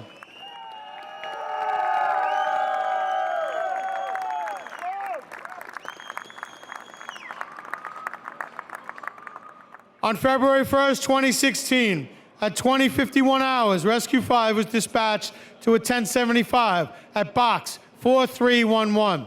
En route, members received a report of a fire in a basement of a private dwelling. Upon arrival, Lieutenant Civitello reported in to the incident commander and was ordered to deploy his members to the basement via a secondary stair located in the rear of the garage and locate the fire. Lieutenant Civitello and his firefighters Michael Burgo, Kevon Harper, and Robert Hosey entered the basement from this stairway, while firefighter Chris Mullen made a perimeter search of the building. Entering the basement, members encountered heavy smoke, zero visibility, and a medium heat condition. Firefighters Burgo and Harper initiated a right-handed search, while Lieutenant Civitello and firefighter Hosey went to the left.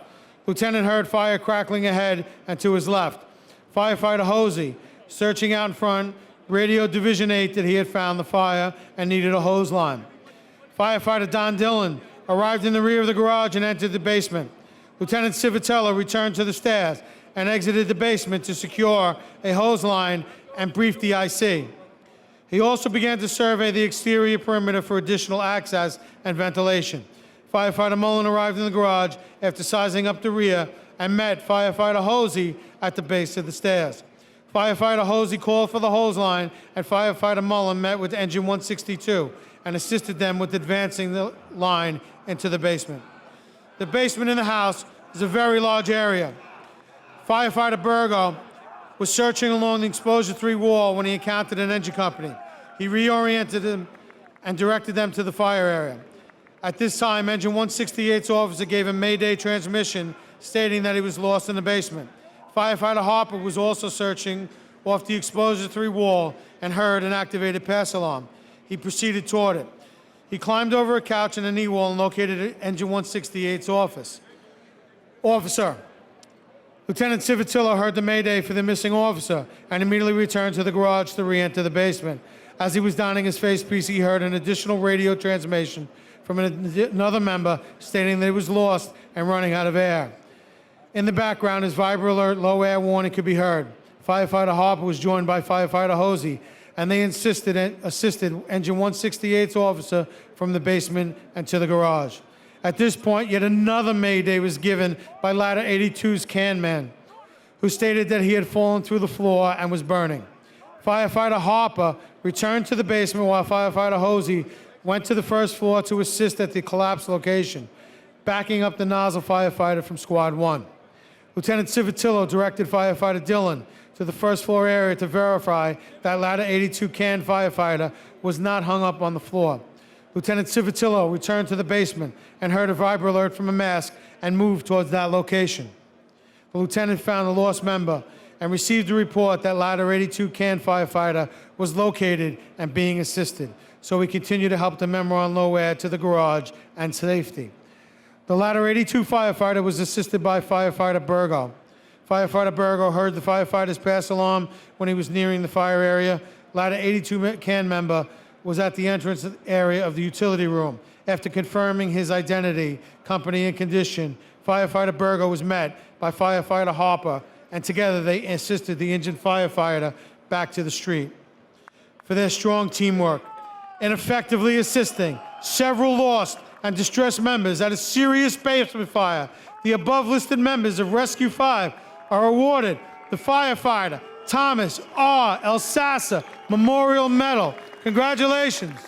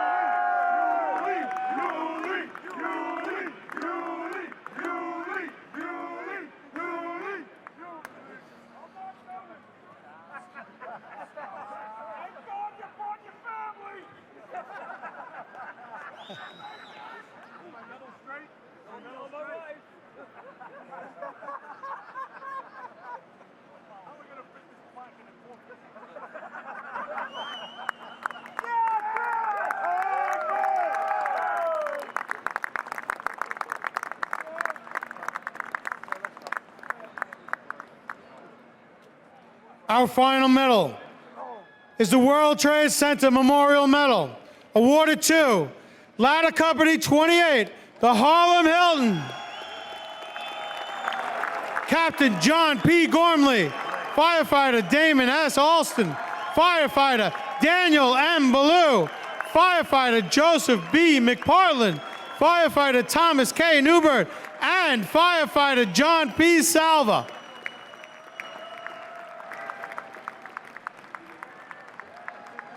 In the late evening hours of January 18, 2016, Ladder 28 responded to Manhattan Box 1524.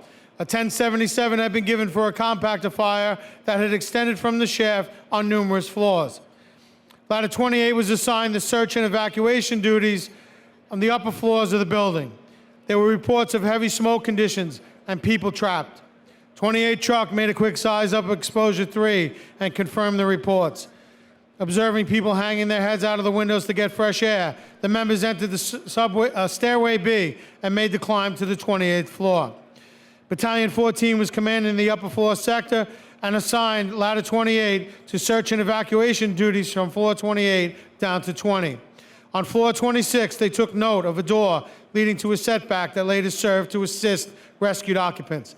Reaching floor 27, members encountered a panicked civilian who stated that there was an elderly female down in the hallway. Captain John Gormley split the company and assigned firefighters Newbert, Salva, and Alston to search to the left, while he and firefighters McPartland and Ballou went to the right. Captain Gormley maintained the two-team concept throughout the operation to maximize efficiency of searches, as well as provide for supervision and communication. Proceeding down the hall, they encountered an open apartment door. Just inside, they found a female in severe respiratory distress lying on the floor. The apartment was untenable, so the victim was removed to the stairwell to the outside team, and they removed her to the setback on the 26th floor. She was the first of 4 victims Ladder 28 rescued at this fire. Captain Gormley requested Sector Command to have an elevator brought to the 26th floor. Ladder 28's inside team continued searching and made their way to the top floor. They were instructed to search floor 26. Ladder 28 was assigned numerous apartments to search. They searched all and forced the doors and searched many others due to the severity of the smoke condition on the upper floor. While conducting search and evacuation duties on the 24th floor, Captain Gormley looked out a window to assess conditions on the exterior of the building. He noticed someone's head and arm out the window slumped over the child guard on the floor below. Captain Gormley took the inside team to floor 23 and had the door forced to the apartment, where he observed the individual hanging outside of the window. Due to the heavy smoke conditions, the captain had his outside team force the doors at that end of that hallway.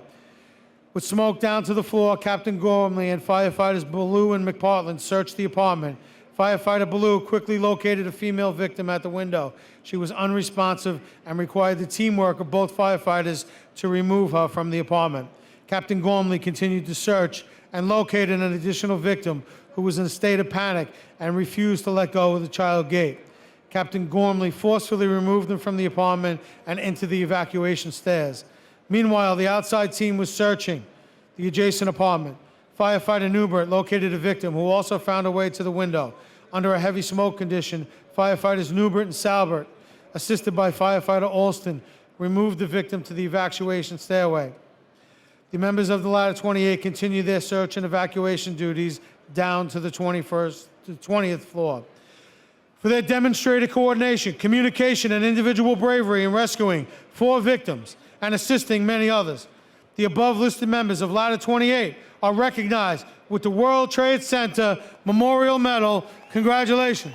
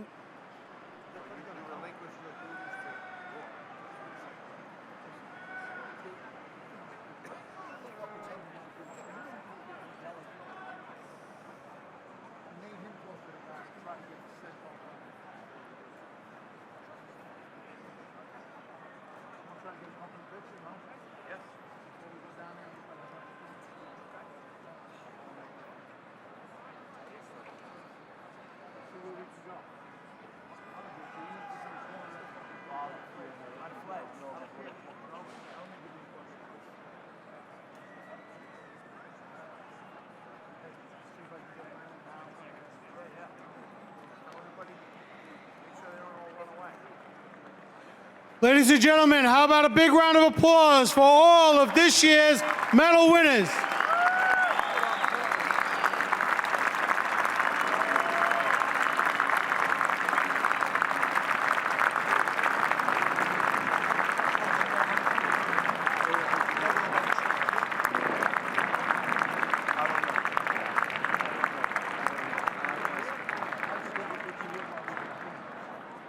Will everyone please rise or remain standing for the benediction by FDNY Chaplain, Reverend Stephen Harding.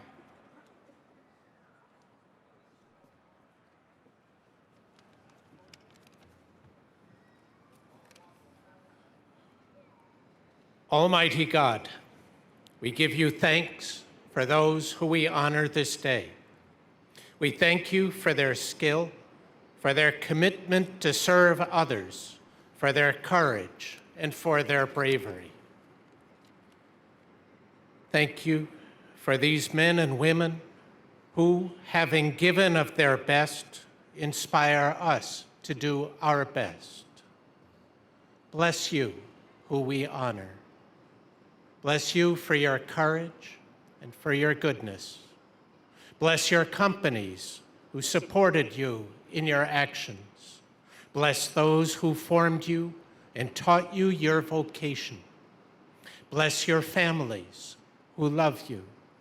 And bless the people who, through your actions, have a second chance to live. Bless all of us who are here. Bless those who are working this day. And I ask God's continued blessing on the New York City Fire Department. And all this I ask in your name. Amen.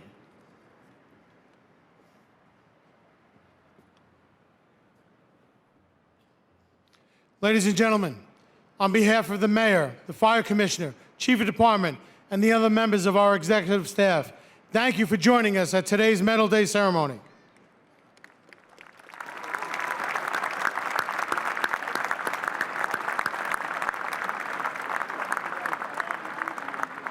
Before we end, we would like to take a group photo of the medalists with the Mayor, the Fire Commissioner, and the Chief of Department. If the medalists would please rise and remain in your seats while the Fire Department photographer organizes the photo. Everyone else, enjoy the rest of your day. Congratulations.